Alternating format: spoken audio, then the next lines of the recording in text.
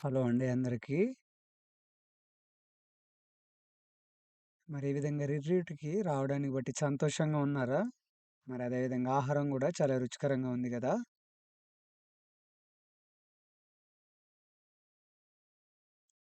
మరి రిట్రీట్‌లో ఏ వాక్యం బోధించాలని నేను ఆలోచించినప్పుడు, నిజంగా నాకు టైటిల్ ఏదైతే ఉందో మరి సంతోషం అని పెట్టాను. మరి రిట్రీట్‌కొచ్చి దేవుని ఒక వాక్యం విని తిరిగి వెళ్ళినప్పుడు,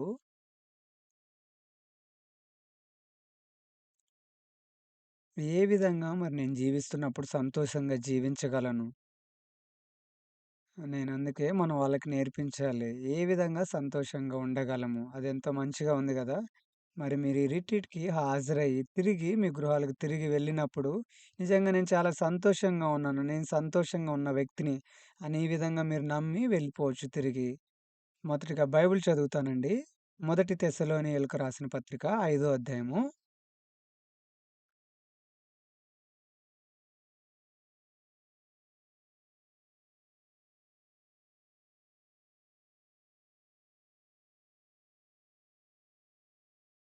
మొదటి తెస్సలోనికి రాసిన పత్రిక 5 అధ్యాయము 16 వచనం నుంచి నేను చదువుతాను.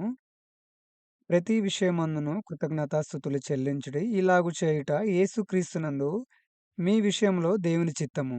ఆత్మను ఆర్పకుడి. ప్రవచించుటను నిర్లక్ష్యము చేయకుడి. సమస్తమును పరీక్షించి మేలైన దానిని చేపట్టుడి. ప్రతి విధమైన కీడునకును దూరముగా ఉండుడి. 22 వచనం వరకు మనం చదువుకున్నాము.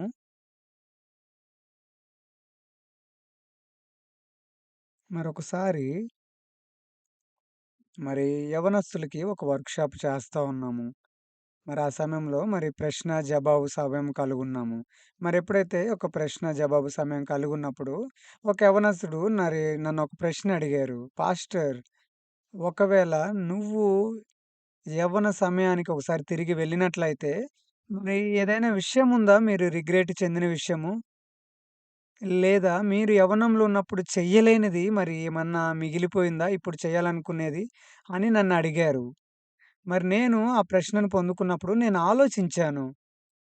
నిజంగా ఒకవేళ నేను తిరిగి నా యవ్వన దశకు వెళ్ళినట్లయితే, నేను రిగ్రెట్ చెందిన విషయం ఏమన్నా ఉందా? లేదా నేను చెయ్యలేకపోయాను అన్నదేమైనా ఉందా? ఈ విధంగా కాకుండా, ఆ విధంగా ఈ మార్గంలో గాకుండా, ఆ మార్గంలో చేసుంటే బావుండు అనే విషయాలేమన్నా ఉన్నాయా అని ఆలోచించాను. కానీ ఏమి గూడా మరి దొరకలేదు. అంటే ఏమి గూడా నాకు గుర్తులేదు. ఎందుకు అనంటే, మరి నేనేదైతే మార్గంలో నడిచానో, మరి ఆ మార్గం పట్ల నేనేమి అసలు విసుగు చెందలేదు. మరి 18 సంవత్సరాల వయసున్నప్పుడు నేను రక్షింపబడ్డాను. మరి 18 సంవత్సరాల వయసున్నప్పుడు ఎప్పుడైతే నేను రక్షింపబడ్డానో, దాని తరువాత దాని తర్వాత ఎప్పుడైతే నా యవ్వన జీవితం నేను మరి సంఘంలో గడిపానో, మరి నేను స్టూడెంట్‌గా ఉన్నప్పుడు, విద్యార్థి దశలో ఉన్నప్పుడు నేను రక్షింపబడ్డాను. మరిప్పుడు ఈ యవ్వన దశ అనేది మరి చాలా ఎక్కువ. మరి మీరు మొదటగా విద్యార్థిగా ఉండొచ్చు. మరి 30 సంవత్సరాల వరకు గూడా మరి మీరు యూత్‌గా ఉండొచ్చు. కొంతమంది ప్రజలు 30 సంవత్సరాలు దాటిన తర్వాత గూడా ఈ రోజుల్లో మరి యూత్‌గా ఉంటున్నారు. మరి నేను 18 సంవత్సరాల వయసప్పుడు రక్షింపబడ్డాను. మరి 25 సంవత్సరాలప్పుడు నేను మరి పాస్టర్‌గా అయ్యాను.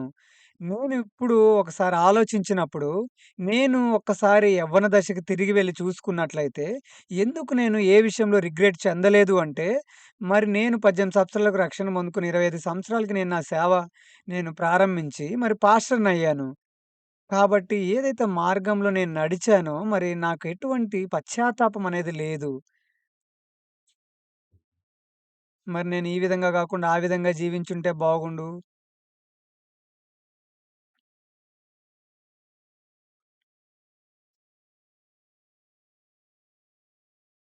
మరి ఒకవేళ నేను సమయంలో ఒకవేళ నేను పెళ్లి చేసుకున్నట్లయితే, ఈ యొక్క యుగంలో నేను ఆ విధంగా ఉండుంటే బాగుండు, ఈ విధంగా చేసుంటే బాగుండు, ఇలా పెళ్లి చేసుకుంటే బాగుండు, ఇలా పెళ్లి చేసుకుంటే బాగుండు అని అనుకునేవాడిని. కానీ నాకు వివాహం గూడా చాలా త్వరగా అయింది. మరి మీలో ఎవరైనా మరి ఎవరైనా యవ్వనస్తులు నా దగ్గరికొచ్చి వివాహం చేసుకోవాలనుకున్నట్లయితే, నేను త్వరగా చేసుకోండి అని జెప్తాను. మరి మీలో గూడా ఎవరైనా త్వరగా వివాహం జేసుకోవాలి అని అనుకున్నట్లయితే, మరి అంచాన్ చర్చికి రండి. నేను త్వరగా మీకు వివాహం జేస్తాను. మరి నేనెప్పుడైతే యవ్వనంలో ఉన్నప్పుడు నేను దేని విషయం పట్ల మరి పశ్చాత్తాపం చెందలేదు. రిగ్రెట్ అవ్వలేదు. ఎందుకంటే నేను యవ్వనంలో ఉన్నప్పుడు నా కల ఏంటి అంటే మరి సైంటిస్ట్ అవ్వటమండి.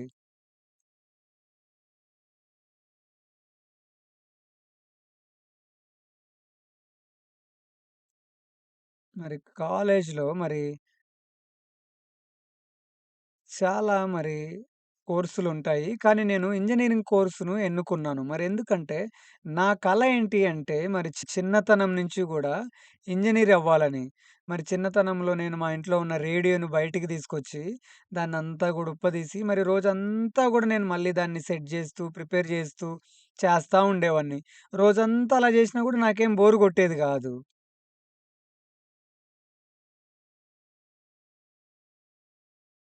నేను ఒకసారి వెనక్కి తిరిగి చూసుకుంటే నా యవ్వన దశలో నాకేమీ పశ్చాత్తాపం లేదండి. ఏ మార్గం నేను చూసినా గూడా మరి నేనొచ్చిన మార్గం ఏదైతే ఉందో నాకెటువంటి పశ్చాత్తాపం అనేది లేదు. మరి సొలొమోన్ రాజును మనం చూసినట్లయితే, సొలొమోను తన జీవితమంతా కూడా జీవించిన తర్వాత చివరగా మరి ఆయన ఏదైతే మాట్లాడుతున్నారో వ్యర్థం, వ్యర్థం సమస్తం వ్యర్థమే అంటున్నాడు. మరి నేను నా జీవితాన్ని జూసినప్పుడు ఇలాంటిదేమీ కూడా లేదు వ్యర్థంగా చెప్పేది. మరి ప్రతి సంవత్సరము మనము డిసెంబరు 31 తారీఖొచ్చినప్పుడు మనందరం గూడా క్రిస్మస్ ఈవ్ సర్వీస్‌ను మనం చేస్తాము. మరి నేను సంవత్సరం అంతా మరి గడిచిన తర్వాత ఒకసారి తిరిగి చూసినప్పుడు దేవుడు ఎంతో గొప్ప కృపనిస్తాడు. నాకేమనిపిస్తదంటే మరి కొత్త సంవత్సరం ఒస్తున్నప్పుడు పోయిన సంవత్సరం పొందుకున్నలాగా నిజంగా కృప పొందుకోవచ్చా ఈ సంవత్సరము అని అనిపిస్తది. కానీ సమయము గడిచిన కొద్దీ మళ్ళీ ఈ సంవత్సరం గూడా గడిచిపోయిన తర్వాత మళ్ళీ ఆ సంవత్సరాన్ని వెనక్కి తిరిగి చూసినప్పుడు పోయిన సంవత్సరం కంటే ఈ సంవత్సరం ఇంకా ఎక్కువ కృపను పొందుకున్నట్లు అనిపిస్తది. నిజంగా నేనెప్పుడైతే చూసానో అందరికంటే గూడా నేనెంతో ఎక్కువ కృపను పొందుకున్నానని నాకనిపిస్తది. కానీ సమస్య ఏంటి అంటే, ప్రజల హృదయంలో మరి ఏదో కొదవ ఉన్నట్లు అనిపిస్తది. మరి ప్రజలకు హృదయంలో ఏదో కొదవగా అనిపిస్తది. మరి 16-18 సెంచరీ మధ్యలో ఆ కాల వ్యవధిలో మరి దానికంటే ముందు మరి సముద్ర ప్రయాణం అనేది మరి ఎక్కువ అభివృద్ధి చెందలేదు.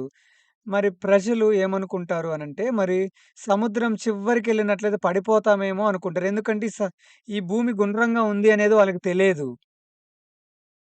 అందుకనే మరి అవధులను దాటి ఎక్కువగా వాళ్ళు ప్రయాణం చేసేవాళ్ళు కారు. అందుకనే 16-18 సంవత్సరాల మధ్యలో అంటే ఆ యొక్క 16, 18 సెంచరీస్ మధ్యలో పోర్చుగల్సు, ఇంగ్లాండు మరి ఈ దేశాల నుంచి మరి ఎన్నో మరి షిప్పులొస్తా ఉండేవండి.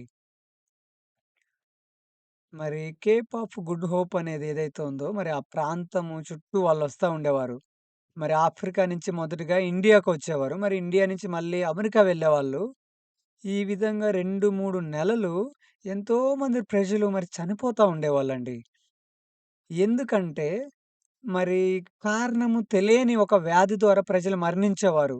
మొదట్లో ఎందుకు ఈ విధంగా ప్రజలు చనిపోతున్నారో ఆ కారణం తెలిసేది కాదు.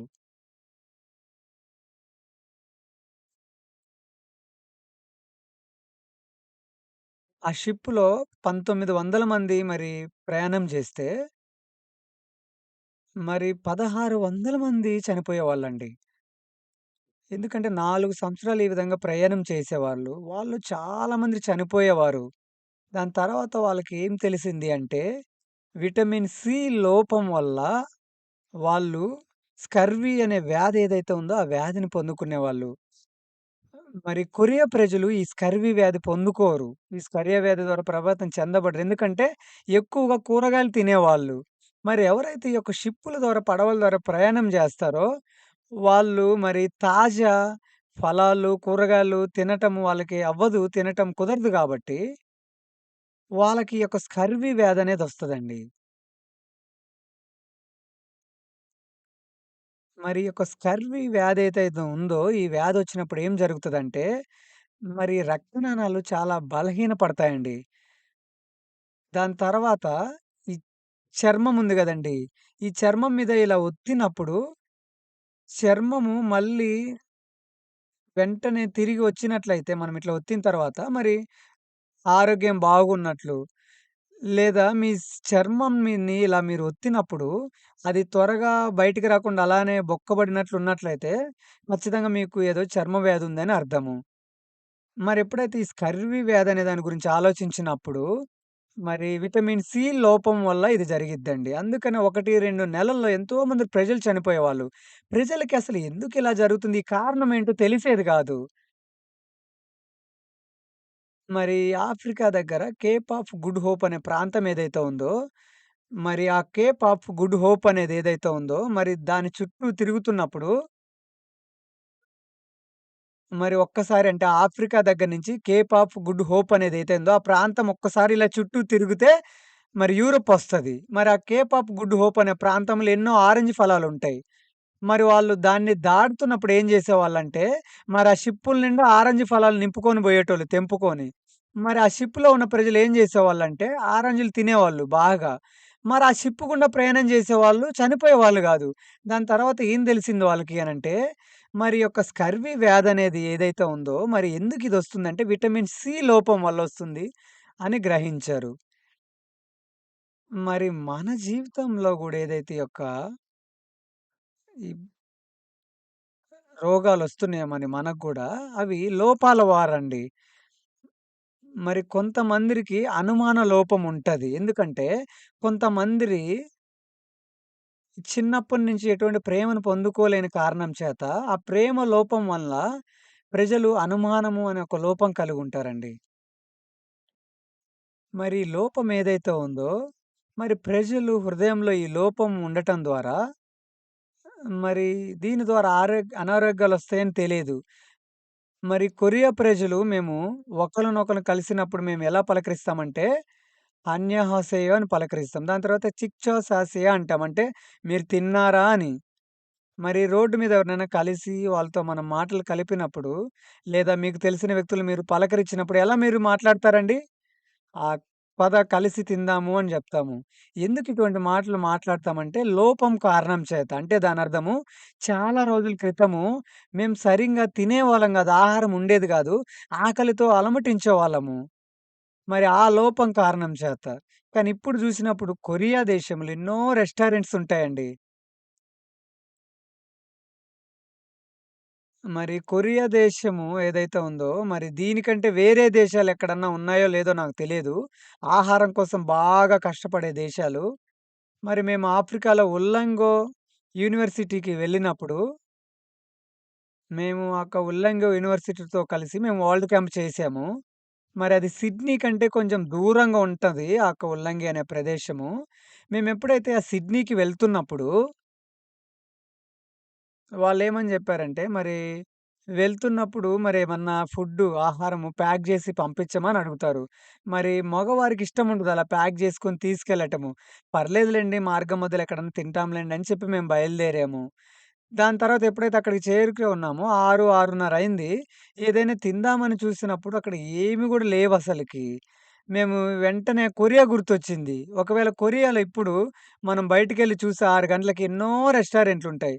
కానీ 6 గంటల సమయంలో ఆ ప్రాంతంలో ఒక్క రెస్టారెంట్ కూడా లేదండి.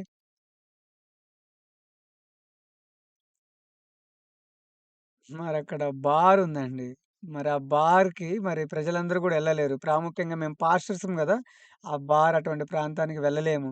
ఆ విధంగా చివరిగా కొంచెం తిరుగుతూ, తిరుగుతూ హ్యాండ్ బర్గర్ షాపుంది. ఇంక చివరికి చేసేదేం లేక అక్కడ హ్యాండ్ బర్గర్ తిని వచ్చేసాము. కొరియా ప్రజలు ఒకవేళ ఆస్ట్రేలియాకి సైట్ సీయింగ్‌కి వెళ్ళినట్లయితే మరి కొరియా ప్రజలు ఆస్ట్రేలియా వెళ్ళినప్పుడు, మరి ఆస్ట్రేలియా ప్రజల గురించి ఒక్క విషయము నిజంగా ఎంతగానో ఆశ్చర్యపోతారు. మరి ప్రజలెవరైతే ఆస్ట్రేలియాలో ఉన్నారో, అసలు ఏం వండుకొని తింటారు? అసలెలా జీవిస్తారక్కడ అని. మరి మరోవైపు ఆలోచించినట్లయితే, ఆస్ట్రేలియా వాళ్ళు ఒకవేళ కొరియాకొచ్చినట్లయితే, కొరియా ప్రజలకి వాళ్ళకొక విషయం ఆశ్చర్యంగా అనిపిస్తది. ఏంటో తెలుసండి? ఆస్ట్రేలియా ప్రజలు కొరియా వ్యక్తులను చూసినప్పుడు ప్రతి చోట ఎంతో రుచికరమైన మరి అందమైన రెస్టారెంట్లుంటాయి. మరి కొరియా ప్రజలు దేని ద్వారా వాళ్ళు ఎంజాయ్ జేస్తారసలకి? దేం చేయటం ద్వారా వాళ్ళు నిజంగా ఆస్వాదిస్తారు? అంటే ఎందుకు కొరియా ప్రజలసలు ఆహారం కోసం ఇంతగా కష్టపడతారు అని అడుగుతారు. ఎందుకు అంటే లోపము గురించండి. లోపం కారణం చేత. అసలు నేనెందుకు ఈ లోపం అనే విషయం గురించి మాట్లాడుతున్నాను అంటే, ప్రజలు ఎవరైతే ఉన్నారో మరి అవును. బాహ్యమైన విషయాలు మాట్లాడినట్లయితే నేను చిన్నతనంలో ఉన్నప్పుడు అవును. నా దగ్గర ఎన్నో కొదవలుండేయి, లోపాలుండేయి. అందుకని ఆహారం గురించి మరెంతో ఆసక్తుండేది. మరి ఒక లోపమనేది మన కోరికల్లో నుంచి మొదలవుతదండి. నేనెప్పుడైతే నా కోరిక ద్వారా నేను పట్టుబడ్డప్పుడు ప్రతిసారి గూడా నా లోపాన్ని నేను పూడ్చాలి అని అనుకుంటానండి. నేను సంతోషంగా ఉండగలను. కానీ ప్రజల యొక్క హృదయాల్లో మరి ప్రజలు యొక్క సంతోషం యొక్క ఇండెక్స్ ఏదైతే ఉందో వాళ్ళు తక్కువగా ఉంది అని అనుకుంటారు. మరి ప్రపంచవ్యాప్తంగా మరి ఈ ఎకానమీ విషయంలో మరి ఎకానమీ డెవలప్ ఆర్థిక వ్యవస్థ మరి మెరుగుపరిచే విధానాన్ని మనం చూసినట్లయితే మరి కొరియా ఎంత త్వరగా నిజంగా అభివృద్ధి చెందిందంటే మొదటి దేశమండి. మొదటిగా ఆర్థిక వ్యవస్థ చాలా త్వరగా అతి తక్కువ సమయంలో మెరుగుపడింది అనంటే ఇంగ్లాండు మొదటిగా అండి అభివృద్ధి చెందింది. మరి దానికంటే ముందు మరి జపాన్ ఉంది. మరి కొరియాను మనం జూసినప్పుడు మరి ఎంతో పేద దేశము. మరి ఆ కొరియా యుద్ధము ముగించబడిన తర్వాత ఎప్పుడైతే కొరియా యుద్ధం జరిగిందో నిజంగా ఆ సమయంలో దేశము మరి ఎంతో నాశనమైపోయింది. మరి ఎంతో పేదగా ఉన్నాము. అసలు అన్నీ గూడా కోల్పోయామండి. మరి అప్పట్లో అది మాత్రమే గాకుండా, మరి నార్త్ కొరియా వాళ్ళెవరైతే ఉన్నారో, వాళ్ళు గూడా కొంచెం కొంచెం డెవలప్ అయితున్నారు. కానీ సౌత్ కొరియా వైపు మరి సౌత్ వైపు మరి ఏది గూడా మరి అభివృద్ధి చెందలేదు. మరి అన్నీ గూడా మరి నాశనమైపోయాయి. మరి ఆ సమయంలో ఎవరైతే జనరల్ ఉన్నారో మరి ఆర్మీ, ఆయన సౌత్ కొరియాని గూడా మరి మంచిగా అభివృద్ధి వైపు నడిపించాలి అని అనుకున్నారు. కానీ దాని తర్వాత ఆయన మరి రిటైర్డ్ అయిపోయారు. మరి జపాను మా దేశాన్ని చూసినప్పుడు ఇంకా 100 సంవత్సరాలైనా గూడా ఈ సౌత్ కొరియా అసలకి అభివృద్ధి చెందదు. అసలేమి గూడా లేదు అని ఈ విధంగా మాట్లాడేవారండి. కానీ అటువంటి దేశము మరి ఆర్థిక వ్యవస్థలో జపాన్ కంటే గూడా త్వరగా అభివృద్ధి చెందింది సౌత్ కొరియా. మరెప్పుడైతే నేను మైండ్ ఎడ్యుకేషన్ ఇస్తానో ఓల్డ్ క్యాంప్‌లో, మరి ప్రతిసారి కొరియా అభివృద్ధి గురించి మాట్లాడుతున్నప్పుడు ప్రజలందరూ ఎంతో సంతోషపడతారు. 1960లో మరి కొరియాలో ఏదైతే క్యాపిటల్ జీడీపీ ఏదైతే ఉందో చాలా తక్కువగా ఉండేది. కానీ ఇప్పుడు 400 కంటే ఎక్కువ శాతము మరి మా క్యాపిటల్ జీపీటీ ఏదైతే ఉందో పెరిగిందండి. ఇప్పుడు ప్రజలు చూస్తున్నప్పుడు చాలా ఆశ్చర్యపోతారు. మరి 60లో మరి 1960 సంవత్సరాల్లో ఎంతగానో మరి నిజంగా పేదగా ఉంది. ఇంత త్వరగా ఎలా మరి ఆర్థిక వ్యవస్థలో మరి స్థిరపడింది, అభివృద్ధి చెందింది అని ఆశ్చర్యపోతారు. నేనెప్పుడైతే ఈ ఆర్థిక వ్యవస్థ మరి అభివృద్ధి చెందే దాని గురించి మైండ్ సెట్ గురించి నేనెప్పుడైతే మైండ్ ఎడ్యుకేషన్ ఇస్తానో, మరి ప్రజలు మైండ్ ఎడ్యుకేషన్ ఏదైతే ఉందో నేను ప్రజల మైండ్ సెట్ గురించి మాట్లాడినట్లయితే కొరియా ప్రజలది. ఇప్పుడు నేనంతా గూడా మాట్లాడలేను. కానీ ఆర్థికంగా మరి ప్రపంచవ్యాప్తంగా మరి ప్రపంచం మొత్తంలో చాలా త్వరగా, వేగవంతంగా అభివృద్ధి చెందిన ఆర్థిక వ్యవస్థ ఏదైతే ఉందంటే కొరియా దేశమండి. మరి, మరి సంతోషం విషయంలో జూసినట్లయితే బంగ్లాదేశు టాప్ 1లో ఉందండి. మరి కొరియా దేశము 110 స్థానంలో ఉంది సంతోషం విషయంలో. మరి నేను కెన్యా ఎళ్ళానండి. ఒక 3 సంవత్సరాల ముందు. నేను కెన్యా మరి కొరియా ప్రజల యొక్క జీవితాలను చూసినప్పుడు, నేను ఎప్పుడు గూడా కొరియా ప్రజలు సంతోషంగా ఉంటారు అని నేను చెప్పలేను. మరి ప్రజలు మరి ఆఫ్రికా దేశాలలో కొంతమంది పేదంగా ఉంటారు. కానీ సంతోషంగా జీవిస్తారు. మరి ఈసారు ఎప్పుడైతే రిట్రీట్ జరుగుతున్నప్పుడు, నా సెర్మన్ యొక్క టాపిక్ ఏంటి అంటే, ఏ విధంగా సంతోషంగా ఉండటము అనేది. మరి నిజంగా సెర్మను కొంచెం పొడవుగా ఉన్నా గూడా మీరు అర్థం జేసుకోండి. మరి ప్రజలు ఎవరైతే నేర్చుకోవాలనుకుంటారో, ఎలా సంతోషంగా ఉండాలనేది మీరు జాగ్రత్తగా మీరు ఖచ్చితంగా శ్రద్ధగా వినండి. మనం బైబిల్ చూద్దామండి. మొదటి తిమోతి 6 అధ్యాయము. బైబిల్ చూద్దాము. మొదటి తిమోతి 6 అధ్యాయము. 6 వచనం జూడండి. సంతుష్టి సహితమైన దైవభక్తి గొప్ప లాభ సాధనమై ఉన్నది. మనమీ లోకములోనికి ఏమీ తేలేదు. దీనిలో నుండి ఏమీ తీసుకొని పోలేము. కాగా అన్నవస్త్రములు గలవారమై ఉండి వాటితో తృప్తి పొంది ఉందుము. ధనవంతులగుటకు ఆపేక్షించువారు శోధనలోను, ఉరిలోను, అవివేకయుక్తములోను పడుదురు. హానికరములైన అనేక దురాశల్లోనూ పడుదురు. అట్టివి మనుషులను నష్టంలోను, నాశనంలోను ముంచివేయును. ఎందుకనగా ధనాపేక్ష సమస్తమైన కీడులను మూలము. కొందరు దాన్ని ఆపేక్షించి విశ్వాసం నుండి తొలగిపోయి నానా బాధలలో తమ్మును తామే పొడుచుకొనిరి. ఇక్కడ మనం చూసినట్లయితే సంతుష్టి అనేదుందండి. ఆ! తృప్తి అనేది ఇక్కడుందండి. మరి ఇక్కడ ఏదైతే మరి యొక్క సంతృప్తి అనేదుందో దీని గురించి నేను వివరించాలి అనుకుంటున్నాను. మొదటి తిమోతి 6 అధ్యాయము. ఇక్కడ ఏమనుందంటే,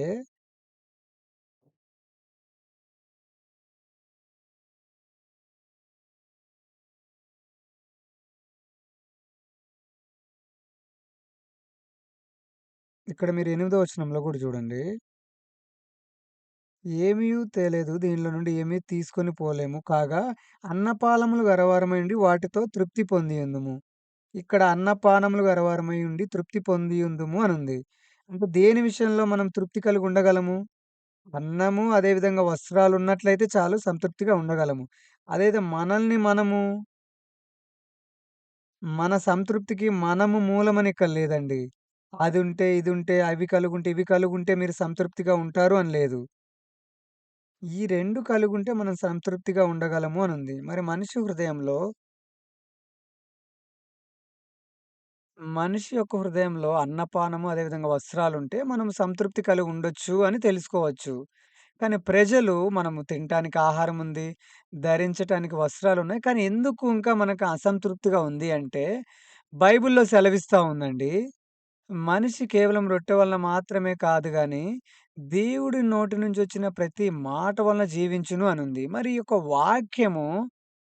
యొక్క వాక్యాన్ని మనం చూసినట్లయితే, మనుషులము మరి 2 పాత్రల వలె అండి. ఒక పాత్రేమో శరీరము, మరొక పాత్ర హృదయము. ఈ శరీరము అని పిలువబడుతున్న పాత్ర ఏదైతే ఉందో, మరి ఆహారము, వస్త్రాలుంటే ఇంకది నిండిపోయిద్ది. సంతృప్తి చెందబడిద్ది. ఇంకా ఈ యొక్క శరీరమైన పాత్రలో ఇంకా ఏదో మనం నింపితే ఎక్కువ సంతృప్తిగా ఉంటామని గాదు. ఆహారము, వస్త్రాలు ఉంటే చాలు సంతృప్తి పడుంటాము. కానీ ఇక్కడ మరొక పాత్ర ఉంది హృదయము. మరి ఇక్కడ మీరేం నింపాలి అండి? మనిషి కేవలము రొట్టె వలన మాత్రం కాదు గానీ, దేవుని ముఖం నుంచి, దేవుని నోటి నుండి వస్తున్న ప్రతి ఒక్క మాట ద్వారా మరి జీవించును. అంటే ఈ యొక్క హృదయం అనే పాత్రలో దేవుని యొక్క వాక్యం మనం స్థాపించాలి. మనం ఈ లోకంలో జీవిస్తున్నప్పుడు, ఈ యొక్క శరీరానికి మరి అన్నపానములు, అదేవిధంగా వస్త్రాలుంటే ఇంక సంతృప్తి కలిగుండుండొచ్చు. ఇంకేమి గూడా అవసరం లేదు. కానీ ఎవరైతే ఇంకా మరి ధనం కలిగుండాలనుకుంటరో, ఇంకా ఎక్కువ కలిగుండాలనుకుంటరు. ఇంకా ఎక్కువ వాటిని నింపాలి అనుకుంటరు. 9వ వచనం చూడండి.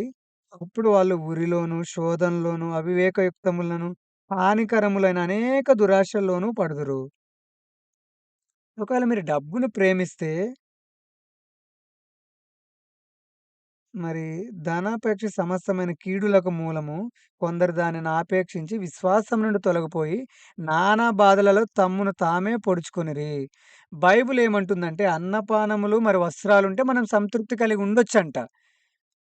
కానీ మనిషి దేనికోసం ప్రయత్నిస్తా ఉంటాడు అనంటే, ఈ దేవుని యొక్క వాక్యం విశ్వాసం ద్వారా అంగీకరించకుండా, నేను ఇంకెప్పుడైతే ఇంకా ఎక్కువ విషయాలు చేర్చడానికి, ఇంకా ఎక్కువ విషయాల ద్వారా నింపటానికి ప్రయత్నిస్తానో, మరి అది లోపంగా పిలువబడుతుంది. అది నాకు లోపాన్ని మిగులుస్తుంది. మరప్పుడు ఇంకెన్నో దురాశల్లో మరి అవివేకంలోను పడిపోయే విధంగా నానా విధమైన మరి ఉరుల్లోకి మనల్ని తోస్తది. ఇక్కడ చూసినట్లయితే ధనాపేక్ష సమస్తమైన కీడులకు మూలము. కొందరు దానిని ఆపేక్షించి విశ్వాసం నుండి తొలగిపోయి ఇంకొక విషయమండి నానా బాధలలో తమ్మును తామే పొడుచుకొనిరి. అంటే మొదటగా మీరు సంతోషమైన జీవితం గడపాలి అనంటే, ఈ యొక్క దేవుని యొక్క వాక్యంలో నుంచి ఏమని సెలవిస్తా ఉందండి? మరి ఆహారం, వస్త్రాలుంటే మనుషులు మరి సంతృప్తి చెందే విధంగా మరి మనం తయారు చేయబడ్డాము. అదేదో ఇంకా ఎక్కువ ఏమన్నా నింపబడితే, ఇంకా ఏమన్నా ఎక్కువగా వస్తే, ఇంకా ఏమన్నా ఎక్కువ పొందుకుంటే మనం సంతృప్తి పడతామని గాదు. ఇంకా ఎక్కువ ఏమన్నా మనం చేర్చాలని చూసినట్లయితే నింపాలని, మరి అది ఎక్కువైపోతాయి. మరి మరొక పాత్ర ఏదైతే ఉందో మన హృదయము, ఈ పాత్రని మనము దేవుని యొక్క వాక్యం ద్వారా నింపినప్పుడు సంతృప్తి చెందబడిద్ది, నింపబడిద్ది. మరి ఈ యొక్క రిట్రీట్‌కి వచ్చిన తర్వాత కొన్ని రోజులు నిరంతరంగా మీరు వాక్యం వింటారు. ఉదయకాలం వింటారు. మరి దాని తర్వాత ఎర్లీ మార్నింగ్ మరి దాని తర్వాత బి సెక్షను, దాని తర్వాత గ్రూప్ ఫెలోషిప్పు, మళ్ళీ సాయంత్రకాల సమయంలో ఇంకొక సెక్షన్‌లో వాక్యం వింటారు. ఎంత దేని ఒక వాక్యం అయితే వింటారో అంత మీ హృదయాల్లో వాక్యం నింపబడ్డప్పుడు మీరంతా సంతోషంగా ఉంటారు. ఇది సంతృప్తి. ఇది సంతృప్తండి.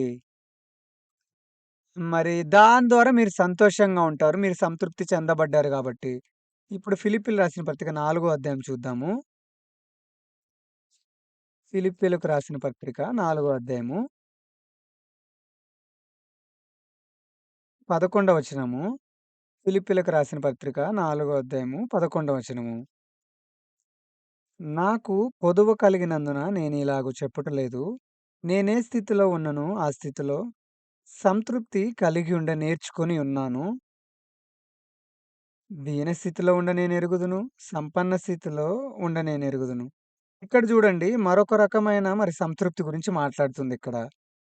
మొదటి తిమోతి ఏదైతే ఆరో అధ్యాయం ఉందో, అపోస్తలుడైన పౌలక్కడ సంతృప్తి గురించి మాట్లాడుతా ఉన్నాడు.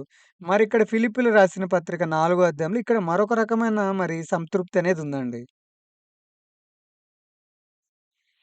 మరి 12 వచనం జూడండి. దీన స్థితిలో నేనెరుగుదును. సంపన్న స్థితిలో నేనెరుగుదును. ప్రతి విషయంలోనూ అన్ని కార్యములలోనూ కడుపు నిండి ఉండుటకును, ఆకలిగొని ఉండుటకును, సమృద్ధి కలిగి ఉండుటకును, లేమిలో ఉండుటకును నేర్చుకొని ఉన్నాను. మరిక్కడ అపోస్తలుడైన పౌలు ఆయన ఏం నేర్చుకున్నాడు అనంటే ఆయన జెప్తా ఉన్నాడు. దీన స్థితిలో ఉండటము నేనెరుగుదును. 11 వచనం చూడండి మొదటగా. నేను సంతృప్తి కలిగుండ నేర్చుకొని ఉన్నాను. నాకు కొదువ కలిగినందున నేనిలాగ చెప్పుటలేదు. నేను ఏ స్థితిలో ఉన్నానో ఆ స్థితిలో సంతృప్తి కలిగుండ నేర్చుకొని ఉన్నాను. ఇక్కడ ఏదైతే సంతృప్తి ఉందో నాకై నేనే నేర్చుకున్నాను. నాకై నేనే సంతృప్తి గురించి ఎలా ఉండానో, సంతృప్తి కలిగి ఎలా ఉండాలో నేనే నేర్చుకున్నాను అనుందిక్కడ. మరి మీరు ఒకవేళ నేర్చుకున్నట్లయితే ఎలాగ సంతృప్తి కలిగి ఎలా మీరు ఉండాలనేది నేర్చుకున్నట్లయితే, పరిస్థితి ఏ విధంగా ఉన్నప్పుడు గూడా పరిస్థితులకు వేరుగా పరిస్థితులను జయిస్తూ మరి సంతోషంగా ఉండొచ్చని అర్థం. ఇక్కడ అపోస్తలుడైన పౌలు ఏదైతే హృదయం గురించి మాట్లాడుతున్నాడో, ఈ యొక్క సంతృప్తి ఇది సులభంగా నేర్చుకునేది గాదు. ఏమని జెప్తుందండి? దీన స్థితిలో నేనెరుగుదును. సంపన్న స్థితిలో నేనెరుగుదును. ప్రతి విషయంలోనూ, అన్ని కార్యంలోనూ కడుపు నిండి ఉండుటకును, ఆకలిగొని ఉండుటకును, సమృద్ధి కలిగి ఉండుటకును, లేమిలో ఉండుటకును నేర్చుకొని ఉన్నాను. ఈ విషయాలు ఇటువంటి పరిస్థితులను ఎదుర్కోకుండా మనం నేర్చుకోలేము. మనము నేర్చుకోవాలనుకున్నట్టయితే మనము గూడా ఇటువంటి పరిస్థితులను ఎదుర్కోవాలి. అందుకనే దేవుడు మనకు కష్టాలు, ఇబ్బందులు, సమస్యలు, కొదవలు ఇస్తా ఉంటాడు. ఎందుకంటే వీటి ద్వారా అపోస్తులైన పౌలులాగా మీరు గూడా అన్ని విషయాల్లో ప్రతి స్థలంలో మరి ఆకలిగా ఉన్నప్పుడు, మరి సమృద్ధి కలిగున్నప్పుడు, దీనస్థితిలో ఉన్నప్పుడు, కొదవ కలిగున్నప్పుడు ఏ స్థితిలో అయినా ఏ విధంగా సంతృప్తి కలిగుండటం నేర్చుకుంటారు.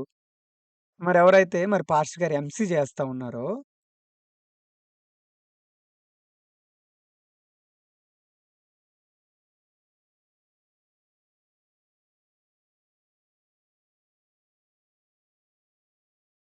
మరాయన గృహం నుంచి వచ్చేతప్పుడు ట్యాప్ ఓపెన్ జేసి రావాలి.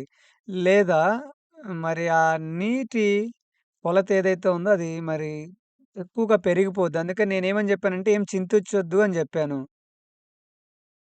ఎందుకంటే మరి కొరియా ప్రజలు మరి వేడిని గూడా వాళ్ళు తట్టుకోగలరు. చలిని గూడా తట్టుకోగలరు. ఆఫ్రికా నుంచి ఎప్పుడైతే సీఎల్ఎఫ్‌కి పాస్టర్స్ వస్తారో కొరియాకి, వాళ్ళు మరి చలికాలంలో వచ్చినప్పుడు, ఇప్పుడు మనం చలికాలంలో ఇక్కడికొచ్చాము, ఇక్కడ మంచు కురుస్తుంది అని, ఆ మంచుని జూడటానికి, ఐస్‌ని జూడటానికి చాలా సంతోషంగా ఉంటారు. నాకేమనిపిస్తదంటే, మీరిక్కడ కొన్ని రోజులు మాత్రమే ఐస్ జూస్తారు. కానీ, ఎప్పుడు మీరు కొరియాలో ఉండి ఒకవేళ ఈ యొక్క చలికాలాన్ని మీరు ఎదుర్కుంటే, నిజంగా మీకు ఎలా ఉంటదో అని అనిపిస్తది. మరి చలికాలం మొదటగా వచ్చినప్పుడు, మొదటగా ఏమొస్తదంటే జలుబు చేస్తది. బాగా చలొస్తది.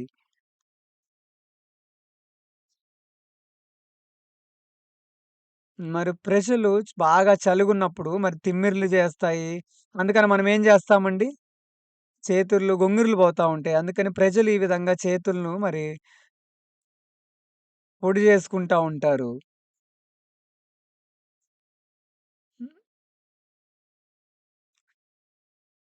ఆఫ్రికా ప్రజలు ఎవరైతే ఉన్నారో వాళ్ళు మరి చలికాలాన్ని, మంచుని చూసి చేతులు నొస్తున్నాయి, నొప్పిగా ఉంది అంటారు. కొరియా ప్రజలు నొప్పిగా ఉందని ఉపయోగించరు. మేము నా చెయ్యి చాలా నొప్పిగా ఉంది చలి కారణం చేత అని చెప్పం గదండీ! వాళ్ళు మరి వాళ్ళ జీవితంలో మొదటిసారి గాబట్టి, ఆ విధంగా ఆ మంచును, ఆ చలికాలాన్ని కొరియాలో ఎదుర్కోవటము, చేతులు నొస్తున్నాయి అని జెప్తారు. అందుకనే వాళ్ళు మొదటిగా ఈ యొక్క మంచును, చలిని ఎదుర్కొంటున్నారు గాబట్టి నొప్పిగా ఉంది అని జెప్తారు. కానీ కొరియాలో మన వాళ్ళేం జేస్తారంటే, ఈ చేతులను 2 జోబుల్లో బెట్టుకొని అటు ఇటు తిరుగుతూ ఇలా జేస్తా ఉంటారు. ఎందుకంటే అది సహజ సిద్ధమే. అలవాటయింది కొరియా ప్రజలకి. కొరియా ప్రజలు మరి వేడిని గూడా తట్టుకోగలరు. మరి చలిని గూడా, మంచుని గూడా తట్టుకోగలరు. ఎందుకంటే మరి కొరియా ప్రజలు వీటన్నిటిని గూడా అధిగమిస్తూ మరి ప్రతిసారి గూడా అలవాటయిపోయింది. మరి మరి కొరియా ప్రజలు మరి మనం జూసినట్లయితే, మరి ఏదైతే ఈ యొక్క డిప్రెషన్ ఉందో,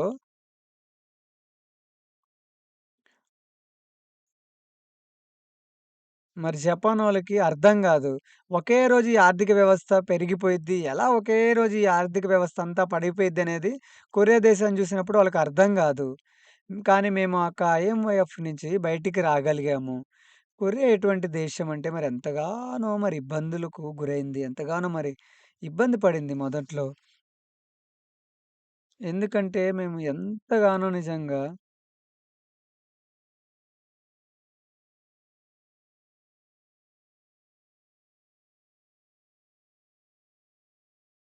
మరెంతగానో మరి దాన్ని ఎదుర్కోవడం జరిగింది. కొరియాలో మరి ఆ కష్టాలు ఏదైతే ఉన్నాయో, కొరియాలో మేము ఎన్నో కష్టాలు, ఇబ్బందులు ఎదుర్కొన్నాం గాబట్టి, మరి వీటిలో ఎంతో మరి దృఢంగా నిలవగలిగాం మేము. అపోస్తలుడైన పౌలు ఆయన సంతృప్తిగా ఉండటం నేర్చుకున్న తర్వాత, ఆయన ఎటువంటి పరిస్థితిని ఎదుర్కొన్నా గూడా ఆయన సంతృప్తి కలిగున్నాడు. ఉదాహరణకి, ఈరోజు నేను కారులో వస్తున్నప్పుడు మిగతా పాస్టర్‌లతోటి కలిసి, ఒక పాస్టర్ గారు ఎవరైతే మరి డ్రైవింగ్ జేస్తా ఉన్నారో, ఆయన తిరిగొచ్చాడు. మరి ఆ కారు మరి ఏదో సమస్యుంది. మొత్తం అంతా ఊగుతా ఉంది. ఏదో కింద మరి తాకుతూ మరి సౌండొస్తా ఉంది. నేను "నీకేమైనా సౌండ్ రావట్లేదా?" అని అడిగాననమాట. ఎందుకు అనంటే, ఆయనేమి సౌండ్ రావట్లేదన్నారు. కానీ నాకు సౌండొస్తా ఉంది కింద ఏదో తగులుతున్నట్లు. మీరెప్పుడైతే ఆఫ్రికాలో మరి మీరు పల్లె వైపెళ్ళినట్లయితే సమస్య ఏంది అనంటే, ఆఫ్రికాలో మరి దూర ప్రయాణాలు జేసినప్పుడు మీరు ఒకవేళ అలసిపోయి మరి ఎక్కువగా మీరు ప్రయాణం చేస్తే చాలా సులభంగా మలేరియా వస్తదండి.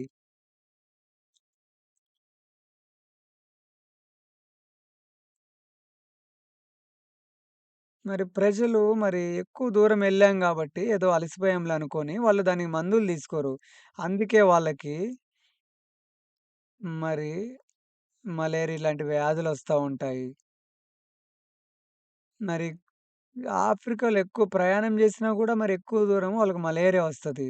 ఆఫ్రికాలో వాళ్ళేం జేస్తారంటే ట్రక్ ఉంటది గదండీ! ఆ ట్రక్కుకు పైన వాళ్ళొక రూపేస్తారు పైన కప్పులాగా.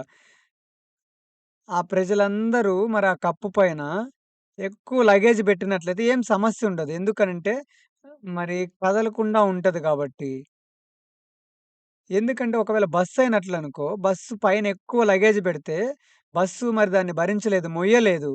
కానీ ఆఫ్రికాలో ట్రక్కుని మరి బస్సులాగా జేస్తారు వాళ్ళు. మరి ఏదైతే ఆ ట్రక్కులో మనం ప్రయాణం జేస్తున్నప్పుడు, మరి మనకు ఆ వ్యత్యాసం చాలా సులభంగా అర్థమైద్ది. మరి ఆ ట్రక్కులో మనం వెళ్తున్నప్పుడు 11, 12 గంటలు మరి బాగా ఇలా ఊగుతూ, ఎగరేస్తూ ఉంటది. మరి ప్రజలు మరి ఎంతగానో మరి అలసిపోతా ఉంటారు. అందుకని నేనేం జేస్తానంటే ఆఫ్రికా వెళ్ళినప్పుడు మరి స్వయం నియంత్రణ అనేది ఏదైతే ఉందో దాన్ని నేను చేస్తాను. మరి సెల్ఫ్ కంట్రోలు ఏదైతే ఉందో నేనేం జేస్తానంటే బస్సు ఆ ట్రక్ ఎక్కడం కంటే ముందే నేనేమంటానంటే, నేను మసాజ్ చైర్ మీద కూర్చోబోతున్నాను. నేనొక్కసారి మరి ఆ ట్రక్కులో వెళ్ళినప్పుడు, మరి నేను దిగేలోపు నాకు మొత్తం మసాజ్ చేస్తది ఈ బస్సు అని నేననుకుంటాను. నేను ఒకవేళ ఈ బస్సు ఎక్కే ముందు, ఈ బస్సు ఎక్కుతున్నాను. నేనిప్పుడు ఇంగెంతగా ఈ బస్సు ఎగరేస్తదో, నేను అలిసిపోతాను. ఈ విధంగా అనుకున్నట్లయితే నిజంగానే నా హృదయంలో నేను అలిసిపోతాను. కానీ ఎప్పుడైతే నా మైండ్ సెట్ నేను మార్చుకొని నేనిప్పుడు మసాజ్ మిషన్ ఎక్కబోతున్నాను. నేను బస్సెక్కినప్పుడు మొత్తం మసాజ్ చేస్తది నా శరీరమంతా అని నా ఆలోచన మార్చుకున్నప్పుడు నిజంగా ఎంతో సౌకర్యవంతంగా ఉంటాను. ఒక్క ఆలోచన మార్చుకుంటే నేను ఎంతో సౌకర్యంగా నేను నిజంగా ప్రయాణం చేయగలుగుతాను. మరి విక్టోరియా లేక్ అనేది ఉందండి ఒకటి. మరి అక్కడ ఒక ద్వీపం ఉంది. ఆ ద్వీపంలో ఒక హై స్కూల్ ఉందండి. ఎందుకంటే అదొక పెద్ద ద్వీపము. మేము అక్కడికి వెళ్ళాలి.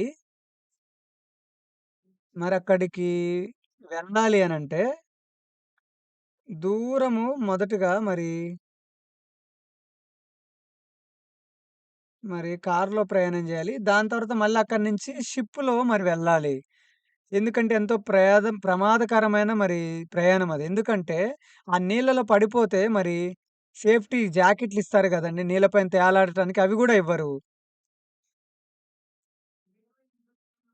మరి మొదటగా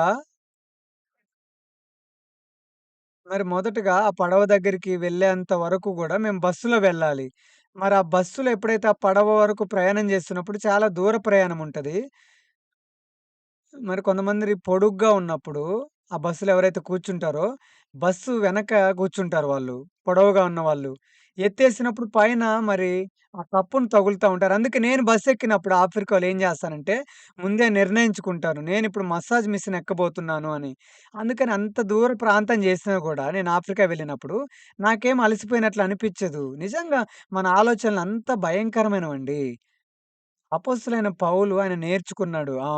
దేవుడు మరాయన కష్టాలు, ఇబ్బందులు, సమస్యలు ఇచ్చేది మరి యొక్క అపోస్తలుడైన పౌలు అవి ఏ విధంగా మారాయి అనంటే ఆయన నేర్చుకున్నాడు.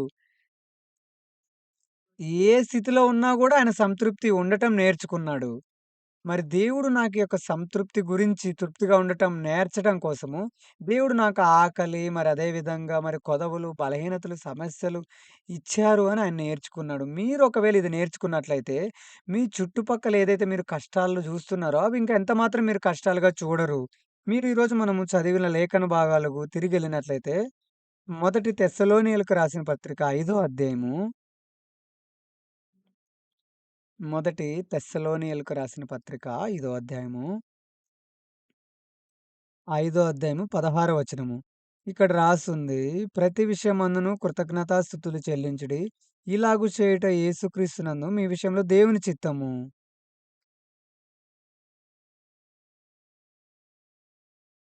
ఏమండి ఈ యొక్క దేవుని యొక్క వాక్యము,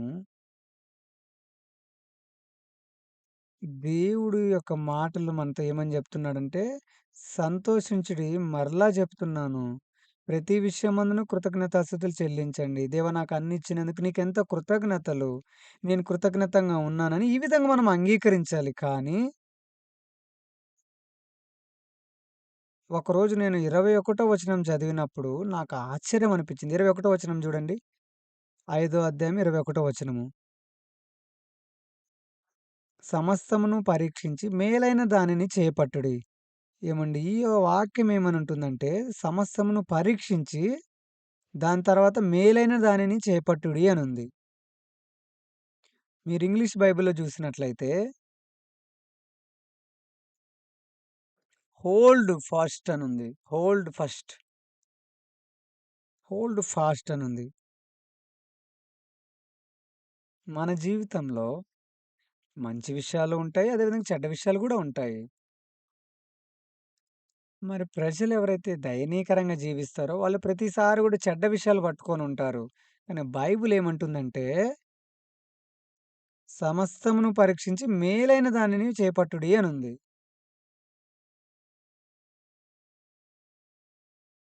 మరి ఒక సంవత్సరం మొదట్లోనే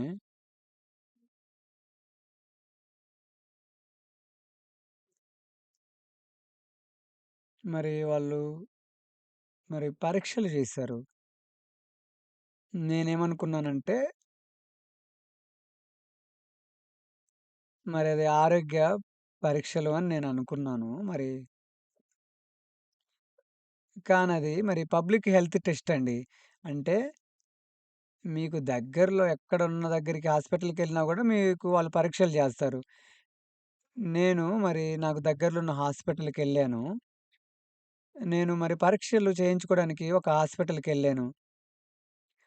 ఆ హాస్పిటల్‌లో మరొక ప్రత్యేకత ఉందండి. అక్కడ ఒకటి రాసుంది. ఏంటి అనంటే ప్రమోషనల్ ఆఫరు ఉంది. ఆ ప్రమోషనల్ ఆఫర్ ఉన్న సమయంలో ఆ పరీక్షల మీద 50% వాళ్ళు మనకు ఉచితంగా చేస్తారు. ఆ పరీక్షలేదైతే ఉన్నాయో చేయించుకోవాల్సినవి ఎంతో ఖరీదుతో కూడినవి.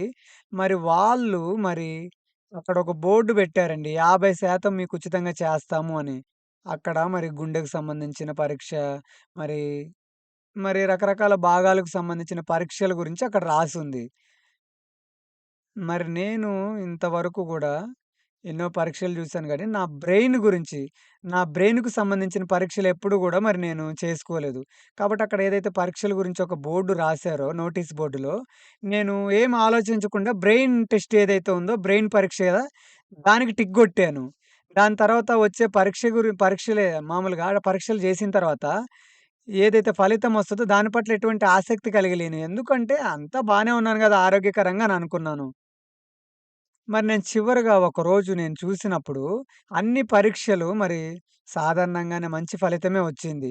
కాబట్టి నేను పెద్ద ఆసక్తి కలిగి లేను. ఎందుకు అనంటే, నేనెప్పుడైతే ఆ పరీక్షలు జరుపుకున్న తర్వాత ఏదో ప్రత్యేకమైన ఒక సమస్య ఉంది అని నాకేం అనిపించలేదు. కానీ హాస్పిటల్ నుంచి నాకొక ఫోనొచ్చింది. వాళ్ళేమన్నారంటే, మీ ఫలితాల్లో మీ బ్రెయిన్‌లో ఒక సమస్య ఉందండి. కాబట్టి మీరెళ్లి డాక్టర్ గారిని కలవండి అని జెప్పారు. ఆ బ్రెయిన్ పరీక్ష చేసుకునేతప్పుడే నేను ఎంతో బోరుగా చేసుకోవాలా వద్దా అన్నట్లుగా నేను జేసుకున్నాను. కానీ ఎప్పుడైతే వాళ్ళు నాకు చెప్పిన తర్వాత నేను వెళ్లి డాక్టర్ గారిని కలిసానండి. ఆ డాక్టర్ గారు నా బ్రెయిన్ ఫోటో ఏదైతే ఉందో ఆ ఎక్స్‌రే జూసి నీ బ్రెయిన్‌లో గడ్డ ఉంది అని జెప్పారు. నేను ఆశ్చర్యపోయి చూసానండి. నా బ్రెయిన్ ఏదైతే ఉందో, నా బ్రెయిన్‌తో దాన్ని పోల్చుకున్నట్లయితే చాలా పెద్దగా ఉంది గడ్డ నా బ్రెయిన్‌లో. నా బ్రొటన వేలు నా ముద్ర చూచినట్లయితే ఇంత ఉందండి గడ్డ.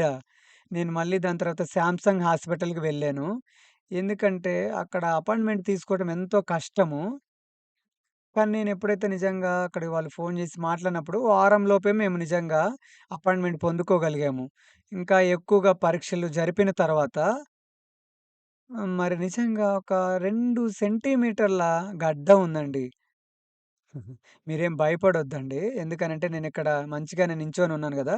2 సెంటీమీటర్ల గడ్డంటే నిజంగా అది కొంచెం పెద్ద గడ్డనే. డాక్టర్ గారు నన్నడిగారు, "మీకెటువంటి సింప్టమ్స్ లేవా? లక్షణాలేం కనిపించలేదా?" అన్నప్పుడు, "ఏం కనిపించలేదండి. లక్షణాలేమి లేవు" అని జెప్పాను. కానీ ఆ గడ్డేదైతే ఉందో హార్మోన్ సమస్యలను గూడా సృష్టించొచ్చు. దాని తర్వాత వేరే నరాలకు గూడా బలహీనపరచడం ద్వారా వేరే సమస్యలు గూడా రావచ్చు. ప్రతిరోజు నేను బాగానే ఉన్నాను. స్పార్క్ గారితో పాటు వాలీబాల్ ఆడాను. ప్రతిరోజు గూడా ఎక్కడికక్కడికి వెళ్తా ఉన్నాను. ఎటువంటి సమస్య కనిపించలేదు. కానీ వాళ్ళేమన్నారంటే, "నిజంగా ఇది ఎంతో సీరియస్సు. పెద్ద సమస్యే. మీకొకవేళ ఇది పెద్దగా అనిపించట్లేదు గానీ" మీరేమనుకుంటారు అనంటే, ఎందుకు దేవుడు ఈ విధంగా అనుమతించాడు? ఏంటిది అని ఇలా అనుకుంటారు గదా! కానీ నేనేమనుకున్నాను దెలుసా? అసలెందుకు ఇటువంటిది నాకే రావాలని ఇటువంటి హృదయమొచ్చింది. మీరందరూ బయటికి జెప్పట్లేదు. నేను పాస్టర్‌నైనా కాకపోయినా గూడా మొదట్లో మనందరికి ఇటువంటి హృదయం ఉంటది. అవునా గాదా? ఎందుకు ఇటువంటి అనారోగ్యం నాకొచ్చింది? అసలు ఏంటిది? ఎందుకిప్పుడు ఈళ్ళు మళ్ళీ నన్ను సర్జరీ జేసుకోవాలి, ఆపరేషన్ జేసుకోవాలని జెప్తా ఉన్నారని అనిపిచ్చింది. మరి చూడండి మనం ఒకవేళ సర్జరీ జేసుకోవాలనుకున్నట్లయితే,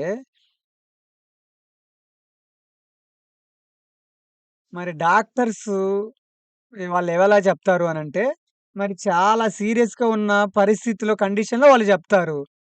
మరి వాళ్ళు ఇంకా వరస్ట్ కేస్‌లో జెప్తారండి. మరి పరిస్థితి బాగా దిగజారిపోయినప్పుడు, అప్పుడు వాళ్ళు సర్జరీ జేయమని జెప్తారు. కానీ నా హృదయంలో దేవా! ఎందుకు దేవుడు నాకిటువంటి సమస్యనిచ్చారు?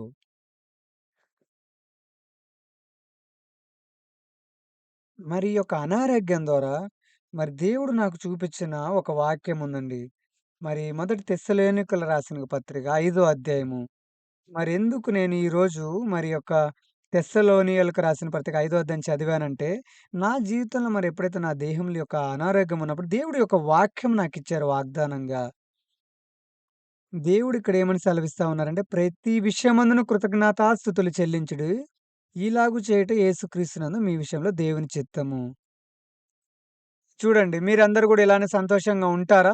మీ బ్రెయిన్‌లో గడ్డుంది. కానీ ఈ వాక్యంలో ఏమనుందంటే, మరి ప్రతి విషయంలో మరి సంతోషంగా ఉండండి. మరి నాకిది ఎలా ఉందంటే మరొక ఆజ్ఞలాగా, ఒక ఆర్డర్‌లాగా అనిపిచ్చింది. దేవుడు మరి సంతోషంగా ఉండమన్నాడు కాబట్టి నేను సంతోషంగా ఉండాలి. ఇలా ప్రతిసారి గూడా మరి నాకు నొచ్చుకుంటూ ఒక ఆజ్ఞలాగా అనిపిచ్చింది. ఎవరో ఆర్డర్ చేస్తున్నట్లు. కానీ ఎప్పుడైతే నేను బైబిల్ చదువుతున్నప్పుడు ఈ 21 వచనం నేను చూశానిక్కడ. ఇంతకుముందు ఎప్పుడు ఈ 21 వచనం నేను జూడలేదండి. ఏం జెప్తుంది ఇక్కడ 21 వచనంలో? సమస్తమును పరీక్షించి మేలైన దానిని చేపట్టుడి అనుంది. మరి పార్క్ గారు వాక్యం చెప్తున్నప్పుడు ఒక ఉదాహరణ ఇస్తాడు. ఏం ఉదాహరణ ఆయన ఇస్తారు అనంటే, మరి ఐవీఎఫ్ విద్యార్థులకు ఆయన ఈ యొక్క వాక్యం ఇస్తారు. మరి ఫ్రిడ్జ్‌లో మరి చాలా తీపి వస్తువులుంటాయి. మరి ఒక్క చేదైన విషయం ఉంటది. మరి ఆ చేదైన వస్తువు మీ నోట్లో పెట్టుకున్నట్లయితే మీ నోరంతా కూడా చేదయిద్ది. కానీ ఫ్రిడ్జ్‌లో చాలా చేదు వస్తువులుండి, ఒక చిన్న తీపి పదార్థం ఉంటే, మీ నోట్లో మరి ఆ తీపి పదార్థం బెట్టుకున్నట్లయితే మీ నోరంతా తీపిగా అవుతది. నాకు ఆయన ఇస్తున్న ఆ ఉదాహరణ గుర్తొచ్చింది. ఇది మరి ఈ మాట, ఈ వాక్యము మీద ఆధారం జేసుకొని పార్క్ గారు నిజంగా మాట్లాడుతా ఉన్నారు. ఇక్కడేమనుంది అనంటే, సమస్తమును పరీక్షించి మేలైన దానిని చేపట్టుడి. ఏమండి నేను ఏ పరిస్థితిలో మరి ప్రవేశించిన, ఏ పరిస్థితి గుండా నేను వెళ్ళినా, ఎటువంటి కష్టము గుండా నేను వెళ్ళినా, ఒకవేళ నేను ఏదైతే మరి మంచిది మేలైందుందో దాన్ని నేను పట్టుకున్నట్లయితే నేను సంతోషంగా ఉంటాను, ఆనందంగా ఉంటాను, కృతజ్ఞతలు చెల్లిస్తాను.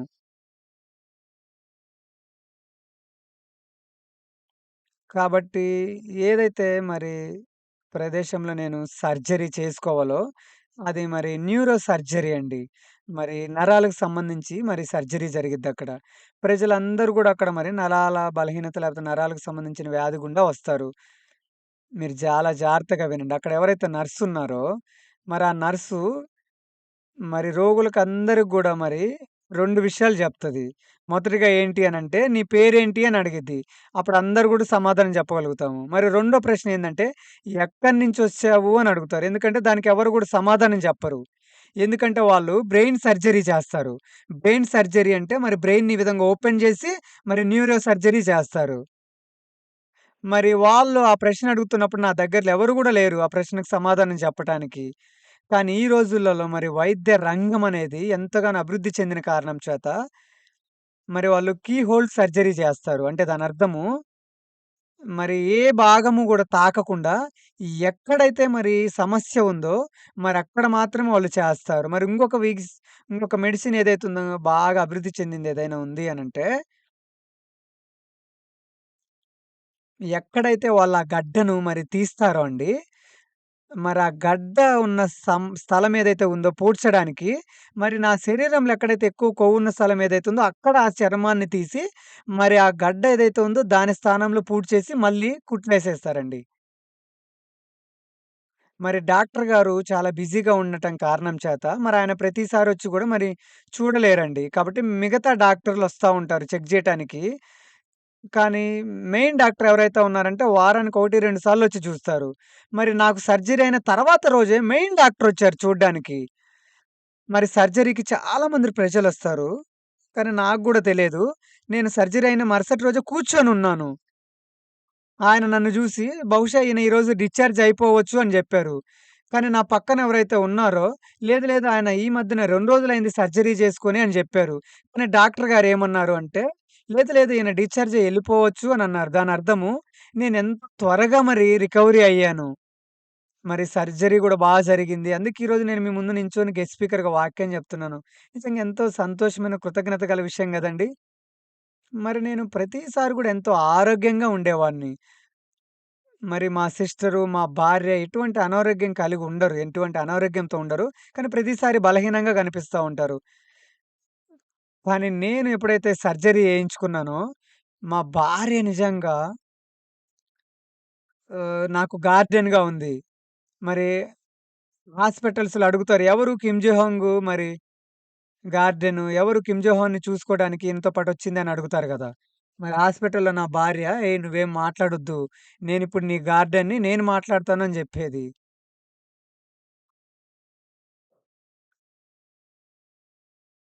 మరిప్పుడు నాకు ఏమన్నా కొదవ ఉంది అన్నట్లయితే, ఏమన్నా కొదవ కలిగి ఉన్నప్పుడు మా భార్య మరి నన్ను చెక్ జేస్తా ఉంటది. కొన్నిసార్లేమన్నా మరి పొరపాట్లు జరిగినా, ఏమన్నా తప్పు జరిగినా మా భార్య "నువ్విప్పుడు కొంచెం బుద్ధిహీనంగా అయ్యావు" అని జెప్తా ఉంటది.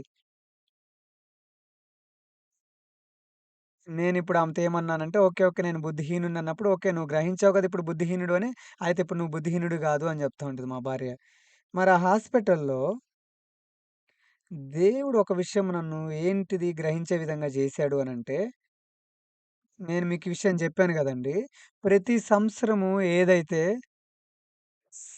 మరి న్యూ ఇయర్ ఈవ్ రోజు మరి గడిచిన సంవత్సరం అంతా ఏదైతే నేను కృప పొందుకున్నానో, మరి వచ్చే సంవత్సరం నూతన సంవత్సరంలో ఇంత కృపను పొందుకోగలనా అని నేను చింతిస్తా ఉంటాను, ఆలోచిస్తా ఉంటాను. కానీ మళ్ళీ ఈ గడిచిన సంవత్సరాన్ని ఒకసారి తిరిగి చూసినప్పుడు, మరి నేనేదైతే కృపను పొందుకున్నానో, గొప్ప విషయం ఏంటి అంటే, ఈ పోయిన సంవత్సరం అంతా నేను పొందుకున్న గొప్ప విషయము, నన్ను ఖాళీ జేయటమండి. పోయిన సంవత్సరం దేవుడు ఈ విధంగా నడిపించి, ఈ విధంగా చేసి నన్నెంతగానో ఆశీర్వదించాడు. కానీ పోయిన సంవత్సరము ఇప్పటి వరకు గూడా అండి నేను ఎంతో కృపను పొందుకొని, నేను దేవుని పనులు ఎన్నిట్లలో అనుభవించాను, అనుభవపూర్వకంగా నేను తెలుసుకున్నాను. కానీ ఈ సంవత్సరము దేవుడు నన్ను ఎంతో పూర్తిగా ఖాళీ చేశాడండి. ఎప్పుడైతే నిజంగా ఆ స్థితికి వెళ్ళినప్పుడు నాకు బ్రెయిన్‌లో ఏదైతే ఒక గడ్డుందో, ఆ డాక్టర్ ముందు ఎప్పుడైతే నేను, నా భార్య మరి డాక్టర్ ముందుకు వెళ్ళినప్పుడు, డాక్టర్ గారు ఏమని జెప్పారు అనంటే, నా బ్రెయిన్ సర్జరీ తర్వాత ఎప్పుడైతే నేను, నా భార్య డాక్టర్ ముందు నించొని డాక్టర్‌ని కలిసినప్పుడు, మరి ఏదైతే ఆ గడ్డుందో ఆయనేమన్నారు అనంటే, "అది సాధారణమైన గడ్డే. ఆ గడ్డ క్యాన్సర్‌కి సంబంధించిందేం గాదు." మరాయనేమన్నారంటే మరి ఒక పదం ఉపయోగించారు. మాకు వైద్య రంగంకి సంబంధించింది కాబట్టి మాకు సరిగ్గా అర్థం గాలేదు.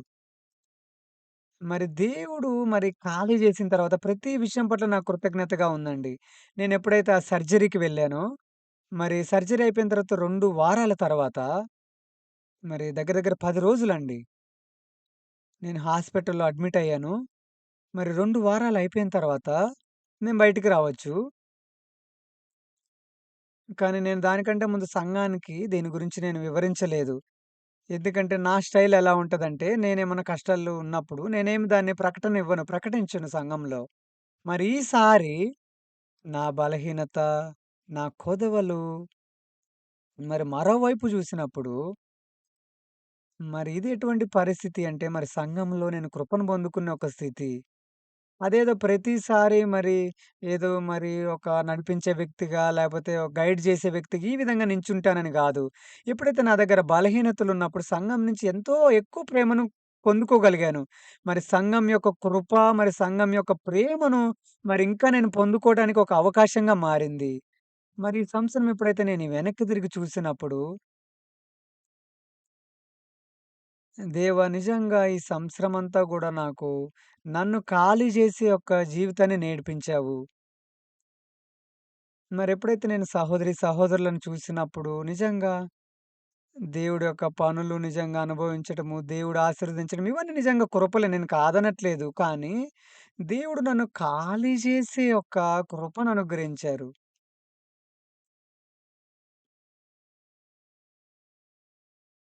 మరి ఈరోజు మీ ముందు ఇక్కడ నించొని ఈ విధంగా వాక్యం చెప్పటము, ఇది నిజంగా సహజమైంది, సాధారణమైంది గాదు. మరి తినటము, పడుకోవటము ఇవన్నీ గూడా నిజంగా సాధారణమైనవి గాదు. మరి సర్జరీ అయిన తర్వాత మరి గాలి నా నోటి ద్వారా పీల్చుకోవాల్సొచ్చింది. ఎందుకంటే మరి బ్రెయిన్ సర్జరీ అనేది ఎంతో మరి సున్నితమైంది కాబట్టి పడుకోకూడదండి ఇలానే. మరి, మరి సరిగ్గా పడుకోలేము. ఒకసారి దీని గురించి మీరు ఆలోచించండి. ఊహించుకోండి. మీ నోరు ఈ విధంగా మీరు తెరిసి మరి 30 డిగ్రీల యాంగిల్‌లో మీరు పడుకోవాలి. నిద్రబోవాలి. మరి మీ పడక మీద మీరు సమాధానంగా పడుకోవటం గూడా మరి మీ ముక్కు ద్వారా మీరు గాలి పీల్చుకోవడం గూడా ఎంతో కృతజ్ఞత విషయమండి. మరి ప్రతి విషయంలో ఈ విధంగా కృతజ్ఞత కలిగుండొచ్చు. ఈరోజు ఈ విధంగా రిట్రీట్‌కి రావటము, వాక్యం వినటము ఎన్నో విషయాలున్నాయి. మీరు ఒకవేళ కృతజ్ఞత చెల్లించాల్సింది. కృతజ్ఞతను చెల్లించవలసినవి. అవునా? ఇంకా బైబిల్ ఏమనంటుంది అనంటే, సమస్తమును పరీక్షించి మేలైన దానిని చేపట్టుడి అనుంది. దాని అర్థం ఏంటి అనంటే, ఎన్నో విషయాలున్నాయి మన జీవితాల్లో కృతజ్ఞత చెల్లించాల్సినవి. కొన్ని రోజుల క్రితం ఎప్పుడైతే మ్యారేజ్ సిస్టర్స్ మీటింగ్ జేస్తా ఉన్నామో, మరి ఒక వివాహమైన సిస్టర్ ఆమొచ్చి ఏమని సాక్ష్యం జెప్తా ఉంది అంటే, ఆమె ఎన్నో కష్టాలు, ఇబ్బందులు మరి ఎంతో భారమైన సమయాన్ని గడిపింది అని జెప్తా ఉంది సాక్ష్యము. నేనెప్పుడైతే ఆమె సాక్ష్యం విన్నానో, నా హృదయంలో నేనేం ఆలోచించాను అంటే, మరి సమస్తమును పరీక్షించి మేలైన దానిని చేపట్టుడి అనుంది. మరి ఆ సిస్టర్ యొక్క హృదయంలో ఒక్క ఆలోచన మార్చుకుంటే, మరెంతో మరి సంతోషంగా తను జీవించొచ్చు. కానీ ఎందుకు ఆమె నేనెంతో కష్టంగా జీవిస్తున్నాను అని జెప్తుందంటే, మరి ఆ సిస్టర్‌కి కేవలము మరి ఒక్క సంతానం మాత్రమే ఉంది.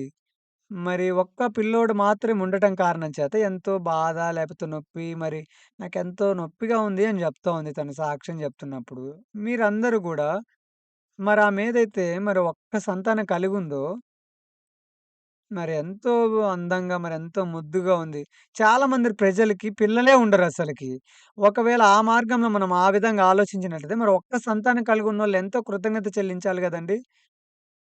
ఎప్పుడైతే తన జీవితం జీవిస్తున్నప్పుడు, అదేదో వాళ్ళ భర్త డబ్బు సంపాదించట్లేదని, లేకపోతే తన జీవితంలో ఇంకేదో సమస్యలున్నాయనో, ఈ విధంగా గాదు.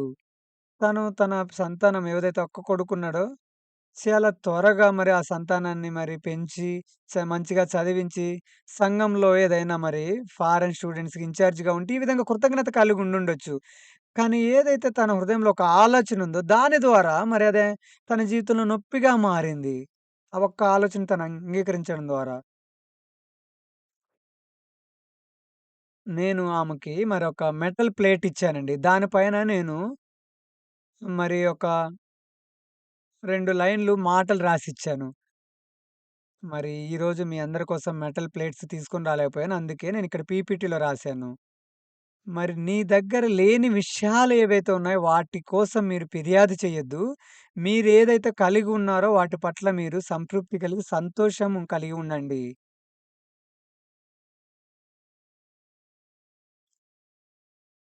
మరి మరొకసారి ఇక్కడ మనం చూద్దాము. ఏమనుందండి ఇక్కడ, మనమేదైతే కలిగి లేమో ఆ విషయాల పట్ల మరి ఫిర్యాదు చెయ్యొద్దు. ఏదైతే కలిగున్నామో వాటి పట్ల సంతృప్తి కలిగుండండి. మరి ఆ సిస్టర్ ఒకవేళ తను కలుగున్న దాన్ని బట్టి సంతోషంగా ఉంటే, చాలా విషయాలున్నాయి ఆమె సంతృప్తి కలిగి సంతోషంగా ఉండటము. కానీ మరి నా జీవితంలో అది లేదు, ఇది లేదు అంటే ఇంకొక రెండో సంతానం లేదు నాకని దాన్ని పట్టుకొని ఆమె నిజంగా నొప్పిగా ఉంది. ఎప్పుడైతే ఆమె నాకు ఇంకొక సంతానం లేదు, ఎక్కువ పిల్లలు లేరు అని ఆలోచిస్తా ఉందో, నేను కష్టంగా ఉన్నాను, ఇబ్బందిగా ఉన్నాను అని ఆలోచిస్తా ఉంది. మరి దానికి బదులుగా ఏదైతే కృతజ్ఞత చెల్లించాల్సిన విషయం ఉందో, దాన్ని జూసినట్లయితే ఎంతో సంతోషంగా ఉండొచ్చు. బైబిల్‌లో సొలొమోను దేవుడి యొక్క జ్ఞానాన్నివ్వండి అని అడిగాడు. ఎందుకంటే, దేవుడి యొక్క హృదయానికి మరి అది దగ్గరగా ఉంది గాబట్టి, కేవలం జ్ఞానం మాత్రమే గాదు గానీ, ఆస్తి, మరి ఆరోగ్యం అన్నీ గూడా ఇచ్చారండి. మరి మీరేదైతే కలిగి లేరో, దాని పట్ల మీరు ఫిర్యాదు చెయ్యొద్దు. ఏదైతే మీరు కలిగున్నారో దాన్ని బట్టి మీరు సంతృప్తి కలిగుండండి. లేని వాడి గురించి మీరు అడగండి పర్వాలేదు గానీ, మీరు సువార్త కోసము, మరి సంఘం కోసము జీవిస్తున్నప్పుడు, మీరు అడగకపోయినా గూడా మీకేం గావాలో దేవుడే ఇస్తారండి. నేనెప్పుడైతే ఆ సిస్టర్ యొక్క జీవితం జూసినప్పుడు అసలామ బాధగా జీవించాల్సిన, నొప్పిలో జీవించాల్సిన అవసరమే లేదు. ఎందుకు ఆమె నొప్పిగా, బాధగా మరి దయనీకరంగా జీవిస్తా ఉందంటే, ఆమెకై ఆమె ఎంతో దుఃఖంగా జేసుకుందది. ఎందుకంటే తన ఒక హృదయంలో ఒక్క ఆలోచన మార్చుకున్నట్లయితే దేవుడేమంటున్నాడిక్కడ? సమస్తమును పరీక్షించి మేలైన దాన్ని చేపట్టుడి అని జెప్తా ఉంది. పట్టుకోండి. మీ జీవితాల్లో గూడా మీరు సంతోషంగా ఉన్న పరిస్థితులు మీరు ఒకవేళ పట్టుకొనున్నట్లయితే ఎన్నో విషయాలుంటాయి. మీరు కృతజ్ఞత చెల్లించాల్సిన విషయాలు, సంతోషంగా ఉండగలిగినవి. ఏమండి? హృదయంలో మన యొక్క హృదయాలు అప్పుడప్పుడు మారుతా ఉంటాయి. అందుకనే మరి ఆ విధంగా జీవించే ఒక మార్గం ఏది అనంటే, దేవుని యొక్క వాగ్దానము, విశ్వాసం యొక్క జీవితం నమ్మటం ద్వారా ఈరోజు మన పాస్టర్స్‌లో మరొకాయన మేము మరి ఆ బల్ల దగ్గర కూర్చొని దీని గురించి, దాని గురించి మాట్లాడుతున్నాము. ఆ లీ యొంగోన్ పాస్టర్ గారు ఏదైతే ఉన్నారో, మరి వాళ్ళ నాన్నగారు, వాళ్ళ అమ్మగారు ఏ విధంగా అయితే రక్షణ పొందుకున్నారో, మేము దాని గురించి వింటున్నప్పుడు మరి నిజంగా ఎంతో సంతోషంగా, హాస్యంగా అనిపించింది. మరి నేను నా జీవితం తిరిగి చూసినప్పుడు మా నాన్నగారు మరి ఆయన ఏ విధంగా అయితే రక్షణ పొందుకున్నాడో అది నాకు గుర్తొచ్చింది. నేను దాన్ని ఒకసారి గుర్తు చేసుకున్నాను. నేనెప్పుడైతే మరి మన మిషన్ స్కూల్‌కి రావాలనుకున్నప్పుడు మరి చాలా పెద్ద గోడ ఏదైతే ఉందో నేను దాటాల్సింది. మరి అదేంటి అనంటే, మరి బాహ్యంగా జూసినట్లయితే మా కుటుంబమంతా బౌద్ధ మతానికి చెందిన వాళ్ళు. మరి నేను సంఘానికి రావటాన్ని వాళ్ళెంతగానో వ్యతిరేకించేవాళ్ళు. కాబట్టి మా తల్లిదండ్రులు నాకు మరి ఎదురుగా వ్యతిరేకంగా ఉన్న మా తల్లిదండ్రులనే ఒక గోడను దాటి సంఘానికి రావటం అనేది నిజంగా ఎంతో పెద్ద గోడ లాంటిదండి నాకది. పెద్ద ఒక గోడ లాంటిది. మా నాన్నగారు ఆయన నార్త్ కొరియాకి సంబంధించిన వ్యక్తి. కానీ ఆయన కుటుంబాన్నంతా గూడా మరి వదిలేసి ఎందుకంటే పరిస్థితులు సరిగ్గా లేవు గాబట్టి ఆయన యవ్వనంలో ఉన్నప్పుడు మొదటగా ఆయన సౌత్ కొరియాకొచ్చాడు. సౌత్ వైపు. ఆయనేమనుకున్నాడు అనంటే మొదట ఆయన సౌత్ వైపొచ్చి దాని తర్వాత ఎందుకంటే ఆయన యవ్వనంలో ఉన్నాడు గదా! కాబట్టి మొదటగా ఆయన వచ్చి ఆయన స్థిరపడ్డ తర్వాత ఆయన కుటుంబాన్ని తిరిగి తీసుకొద్దాము అనుకున్నాడు. దాని తర్వాత యుద్ధం కారణం చేత ఆయన తిరిగి వెళ్ళలేకపోయాడు. కాబట్టి తన కుటుంబాన్ని అంతటికి గూడా ఆయన దూరమైపోయాడు. కాబట్టి మా గ్రాండ్ ఫాదరు, మా అంకుల్సు, ఆంటీసు వీళ్ళందరూ ఆయన్ని చూడలేదు. దాని తర్వాత మళ్ళీ ఆయన గూడా వాళ్ళని కలవలేకపోయాడు. కాబట్టి మా తండ్రి గారు ప్రతిసారి మరి ఆ ఒంటరితనంలో ఆయన జీవించాడు. మరి సౌత్ కొరియాలో మరి ఆయన ఎంతో ఒంటరితనాన్ని అనుభవించాడు గాబట్టి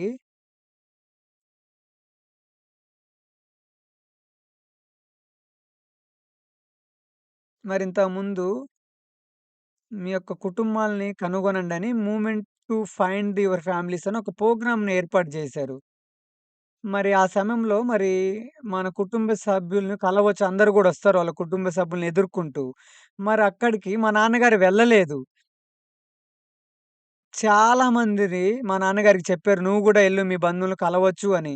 కానీ మా నాన్నగారు వెళ్ళలేదు. ఎందుకు అంటే మా నాన్నగారు మొదటగా ఏమన్నారంటే, "నేను మొదటగా ఎళ్లి స్థిరపడ్డ తర్వాత మీ అందరిని తీసుకొస్తాను" అని జెప్పాడు. ఆయన ఎళ్ళలేని కారణం చేత ఇంకా ఆయన వెళ్లి కలవటం కంటే బదులుగా ఎక్కడో చోట వాళ్ళు మంచిగానే ఉండుంటారులని ఈ యొక్క తృప్తితోటి ఆయన ఏం జేశాడంటే, వాళ్ళెక్కడున్నా గూడా మంచిగానే ఉండుంటారులని ఈ ఆలోచనతో ఆయన జీవితమంతా ఒంటరితనం గడిపాడు. మా నాన్నగారికి ఎప్పుడైతే 60వ సంవత్సరం పుట్టినరోజొచ్చినప్పుడు, మా చెల్లి చెప్పింది, "నాన్న నీ 60 సంవత్సరాల పుట్టినరోజొచ్చింది. మనం జరుపుకుందాం" అంటే, "ఏంది 60 సంవత్సరాల బర్త్‌డే జరుపుకునేదేం వద్దు" అన్నాడు. దాని తర్వాత మళ్ళీ మా నాన్నగారికి 70వ సంవత్సరం వచ్చినప్పుడు, "నాన్న మళ్ళీ 70 సంవత్సరం పుట్టినరోజు చేసుకుందాం" అన్నప్పుడు, "ఏమొద్దు" అని దాన్ని గూడా ఆపేశారు. మా చెల్లేమనిందంటే, "నాన్న కనీసము 70 సంవత్సరం పుట్టినరోజు జరుపుకుందాం. 60 సంవత్సరం పుట్టినరోజు కూడా నువ్వు జరుపుకోవద్దని జెప్పాను గదా!" మా నాన్నగారేమన్నారంటే ఆ సమయంలో, "ఎలా నేను 70 సంవత్సరం పుట్టినరోజు జరుపుకుంటాను? మరి నా కుటుంబ సభ్యులతో కలిసి నేనెప్పుడూ ఈ విధంగా జరుపుకోలేదు మా నాన్నగారు వాళ్ళతో కలిపి. కాబట్టి నేను ఈ 70 సంవత్సరం పుట్టినరోజు జరుపుకోను" అని ప్రతిసారి గూడా మా నాన్నగారు ఈ యొక్క లోపము ఏదైతే ఈ యొక్క ఒంటరితనాన్ని అనుభవించాడు. మరి నేను మిషన్ స్కూల్‌కి వెళ్ళినట్లయితే మరి మా నాన్నోళ్ళు సంతోషంగా ఉండరు. ఎందుకు అనంటే మా నాన్నగారి ఉన్న ఒకే ఒక ఆశ, నిరీక్షణ ఏంటి అనంటే నేను ఒక్కగానొక్క కుమారుడిననమాట. మరి నేను వివాహం చేసుకొని పిల్లల్ని కన్న తర్వాత మా నాన్నగారు మరి మలమలు, మనమరాల్ని ఎత్తుకొని ఆడేసించినప్పుడు మరి దాని ద్వారా ఆయన సంతోషంగా ఉంటారు. మరి నేను ఎప్పుడైతే మిషన్ స్కూల్‌కి వెళ్ళానో మా అమ్మగారి హృదయాన్ని ఎంతగానో మరి నొప్పిని కలిగిస్తది. అది నిజంగా నాకెంతో గొప్ప గోడగా పెద్ద గోడగా ఉంది. మరి నాకు ఎటువంటి మరి నైతిక విలువలను నేర్చుకునే పుస్తకం అవసరం లేదు. మా నాన్నగారే ఒక నైతిక విలువలు నేర్పించే ఒక పుస్తకం నాకు. ఎందుకంటే నేనెప్పుడు మద్యం సేవించలేదు. ఎప్పుడు పొరగ గూడా తాగలేదు. నేను రక్షణ పొందుకోకపోయినా గూడా నేనెప్పుడు మద్యం సేవించలేదు, పొగ తాగలేదు. ఎందుకంటే మా నాన్నగారు ఎప్పుడు అటువంటి విషయాలు చేయలేదండి అసలకి. ఎందుకంటే ఆయన ఎంతో మరి మంచి పవిత్రమైన జీవితం జీవించాడు. మంచి జీవితము. మా నాన్నగారు 3 విషయాలు చేశాడండి. ఆయన తన స్వగ్రామానికి తిరిగి వెళ్ళాలి అనుకున్నాడు. కానీ యుద్ధము ప్రారంభం అవ్వటం ద్వారా ఆయన తిరిగి వెళ్ళలేకపోయాడు తన ఇంటికి. మరి ఆయన సమయంలో ఆయన గూడా యుద్ధంలో మరి పోట్లాడాడు. మరి యుద్ధంలో ఆయన గూడా మరి పాల్గొనటం కారణం చేత ఒక కన్ను కోల్పోయాడండి ఆయన. ఒక కన్ను లేదు తనకి. అందుకని ప్రభుత్వము మరి యుద్ధంలో పాల్గొన్నాడు కాబట్టి ఒక ఉద్యోగం ఇచ్చింది. మరి మరి అంటే ప్రభుత్వ కంపెనీలో ఆయనకొక ఉద్యోగం ఇచ్చింది. ఎందుకంటే, మరి దేశం కోసము ఆయన త్యాగం చేశాడు గాబట్టి. మరి మా నాన్నగారు ఏదైతే కంపెనీలో పని చేస్తున్నప్పుడు ఎక్కువ పనేముండదు. మరి వారానికి 2, 3 సార్లెళ్తే తనకు మంచిగా సాలరీ వచ్చిద్ది. మరి ఉదయకాల సమయంలో ఆయనకు కొంచెం ఖాళీ సమయం ఉంటది. ఆ సమయంలో ఏం చేసేవాడంటే పందుల్ని మేపేవాడు. మరి అదే విధంగా మరి దగ్గరలో ఒక చిన్న దుకాణం గూడా నడిపేవాడండి. నిజంగా ఎంతో నిజాయితీ గల జీవితం జీవించాడాయన. మరి ఈ రోజుల్లో నా భార్య మరి యూఎస్ఏకి కొంచెం ముందుకే ఎళ్ళింది. మరి యూఎస్ఏ రిట్రీట్‌ని సిద్ధపరచడానికి కొంచెం ముందుగానే ఎళ్ళింది. ఇప్పుడు లేదామెక్కడ. మరిప్పుడు ప్రతిరోజు సాయంత్రం నా సాక్సులను నేనే మరి శుభ్రం జేసుకుంటున్నాను, ఉతుక్కుంటున్నాను. నాకు నిజంగా ఈ విధంగా అనిపిస్తది. హోమ్ ఎడ్యుకేషన్ ఏదైతే ఉందో అంటే గృహమే ఒక పాఠశాలనమాట. చాలా ప్రాముఖ్యం మనకది. ఎందుకంటే నేను చిన్నతనంగా ఉన్నప్పుడు నా సాక్షులు ఎతుకుతా ఉండేవాడిని. మా నాన్నగారు ప్రతిరోజు అరుస్తా ఉండేవాడు. "మీకు 2 జతలుంటే మీకు చాలు సాక్సులు. ఎందుకంటే ఈరోజు ఏసుకున్న సాక్సులు రేపు ఉతుక్కోవచ్చు. మళ్ళీ రేపు ఉతుక్కుంటే ఎల్లుండి ఏసుకోవచ్చు" అని. మరెప్పుడైతే నేనిప్పుడు ప్రతిరోజు నా సాక్సులు ఉతుక్కుంటా ఉన్నానో నాకది గుర్తొస్తా ఉంది. నేనేం బాగా జెప్తున్నాను, బాగా చేస్తున్నాను అని నేనేం గొప్పగా చెప్పుకోవట్లేదు గానీ, కేవలం చెప్తున్నాను. నా సాక్సులు నేనే ఉతుక్కుంటున్నాను. మరి మా నాన్నగారు మరి ఆ యొక్క సంఘటన నుంచి గూడా మరి మా సహోదరి, సహోదరుల కోసము ఆయన ఎంతగానో త్యాగం చేసి కొదవలు లేకుండా జీవించారండి. మరి నాకు ఏంటి బాధను కలిగిచ్చేదంటే, మా నాన్నగారు ఇలానే ఒకవేళ జీవించినట్లయితే ఒంటరిగా ఈ విధమైన హృదయంతోటి నిజంగా అది నాకెంతో నొప్పిగా ఉంటదండి. ఆ సమయంలో నాకు నిజంగా దేవుడు ఒక వాగ్దానం ఇచ్చాడు. సామెతలు 16 అధ్యాయము, సామెతలు 16 అధ్యాయము 7 వచనం జూడండి. ఒకని ప్రవర్తన యెహోవాకు ప్రీతికరమగునప్పుడు, ఆయన వాని శత్రువులను సహా వానికి మిత్రులుగా చేయును. నేనెప్పుడైతే మరి మిషన్ స్కూల్‌లో ఉండేవాడినో, నిజంగా ఈ యొక్క మార్గాన్ని వెంబడిస్తే ఖచ్చితంగా మా నాన్నగారికి నేను శత్రువునవుతాను అని అనుకున్నాను. కానీ దేవుని యొక్క వాక్యం ఏమని సెలవిస్తా ఉంది అంటే, ఒకని ప్రవర్తన యెహోవాకు ప్రీతికరమగునప్పుడు, ఆయన వాని శత్రువులను సహా వానికి మిత్రులుగా చేయును. ఏమండి? మనము అన్నిటిని గూడా పరీక్షించి, మేలైన దాన్ని చేపట్టినట్లయితే, అదేదో మన సొంత శక్తి ద్వారానో, మనం నిర్ణయించుకోవడం ద్వారానో అవ్వదు. కానీ ఎప్పుడైతే నా జీవితంలో నేను దేవుని యొక్క వాక్యం మీద ఆధారపడ్డప్పుడు, మొదటగా నేను అన్నిటిని సమస్తమును మరి పరీక్షించి, మేలైన దాన్ని చేపట్టుకోవాలి. పరిస్థితి ఇప్పుడు కష్టంగా ఉండొచ్చు. ఇప్పుడు ఒకవేళ నేను ఈ యొక్క మార్గంలో ఎళ్ళినట్లయితే ఆయన నాకు శత్రువుగా అవుతాడు. నిజంగా మా నాన్నగారు నాకు శత్రువుగా అయ్యాడు గూడా. మరి నేను పరిచర్య ప్రారంభించిన తర్వాత 10 సంవత్సరాలు ఒక్కసారి గూడా ఆయన మా ఇంటికి రాలేదండి. కనీసం ఆయన మల్లమ్మలు, మనమరాళ్ళను గూడా చూడటానికి రావాలి. ఆయనకు మనమరాళ్ళున్నారు, మనమళ్ళు గూడా ఉన్నారు. ఒక్కసారి గూడా రాలేదండి. ఒకసారి ఆయనకి నేను చాలా గట్టిగా జెప్పాను. నాన్న రిట్రీట్‌కి వెళ్దామని నేనిలా బలవంతంగా చెప్పినప్పుడు, ఆయనేమన్నారంటే, మొదటగా నేను రాను అనేవాడు. కానీ ఒకసారి నేను జెప్పినప్పుడు ఆయన నాతో ఏమన్నాడంటే, మరి నా కళ్ళలో మట్టి కొట్టుకుపోయేంత వరకు అంటే నేను మట్టిలో కలిసిపోయేంత వరకు గూడా నేను రాను అనేవాడు. అంటే దాని అర్థం ఏంటి అనంటే, అంత నొప్పి హృదయం ఉండేదండి. అంతగా ఆయన హృదయంలో బాధ ఉంది. కానీ వాక్యం ఏదైతే ఇక్కడ సెలవిస్తా ఉందో, నేను పాస్టర్ అనే మార్గంలో ఎళ్ళినట్లయితే అది దేవుణ్ణి సంతోషపరిచే మార్గము. మరి దానర్థము దేవుణ్ణి మరి సంతోషపరిచే మార్గం అన్నట్లయితే శత్రువులను గూడా మిత్రులుగా జేస్తది. మరి మా నాన్నగారు నాకు శత్రువుగా అయ్యి 10 సంవత్సరాలు గూడా ఆయన కుమారుడిని చూడ్డానికి రాలేదు. అంటే నేను వెళ్ళాను మా నాన్నగారిని చూడటానికి అప్పుడప్పుడు. కానీ మా నాన్నగారు రాలేదు. ఇక్కడ వాక్యం ఏమంటుందంటే, శత్రువులను గూడా మిత్రులుగా చేస్తదని సెలవిస్తా ఉంది. నిజంగా ఈ యొక్క వాక్యము ద్వారా దేవుడు ఈ వాక్య ప్రకారము మరి నిజంగా నాకు మిత్రులుగా చేశాడు. ఒకసారి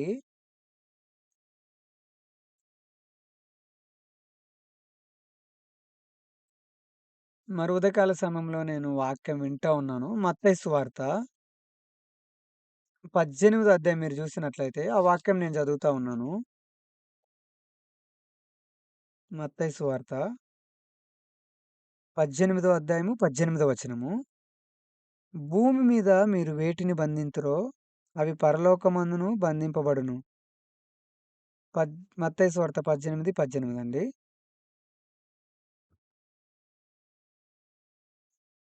భూమి మీద మీరు వేటిని బంధింతురో అవి పరలోకమందును బంధింపబడును. భూమి మీద మీరు వేటిని విప్పుదురో అవి పరలోకమందును విప్పబడునని మీతో నిశ్చయముగా చెప్పుచున్నాను. మరి ఒక వాక్యము ఏదైతే ఒక మాటలున్నాయో,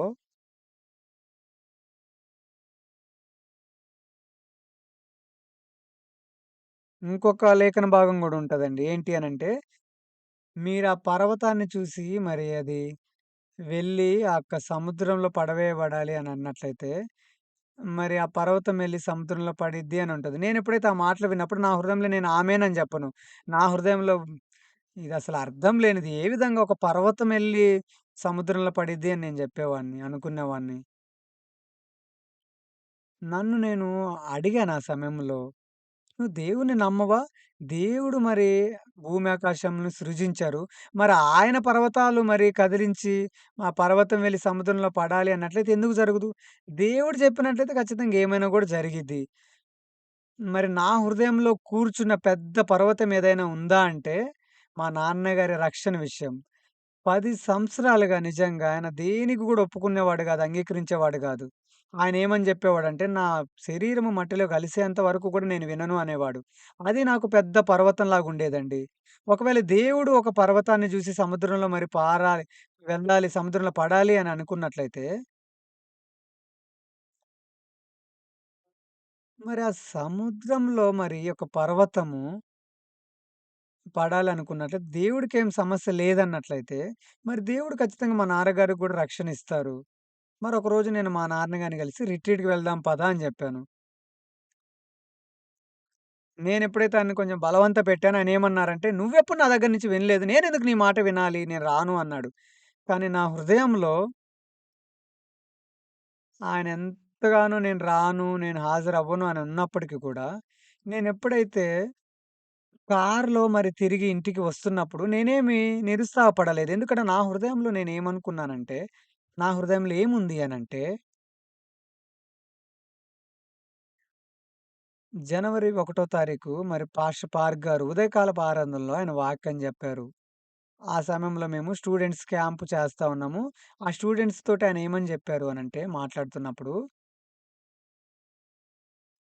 ఆయన దేవుడు వాక్యం గురించి మాట్లాడాడు. దేవుడు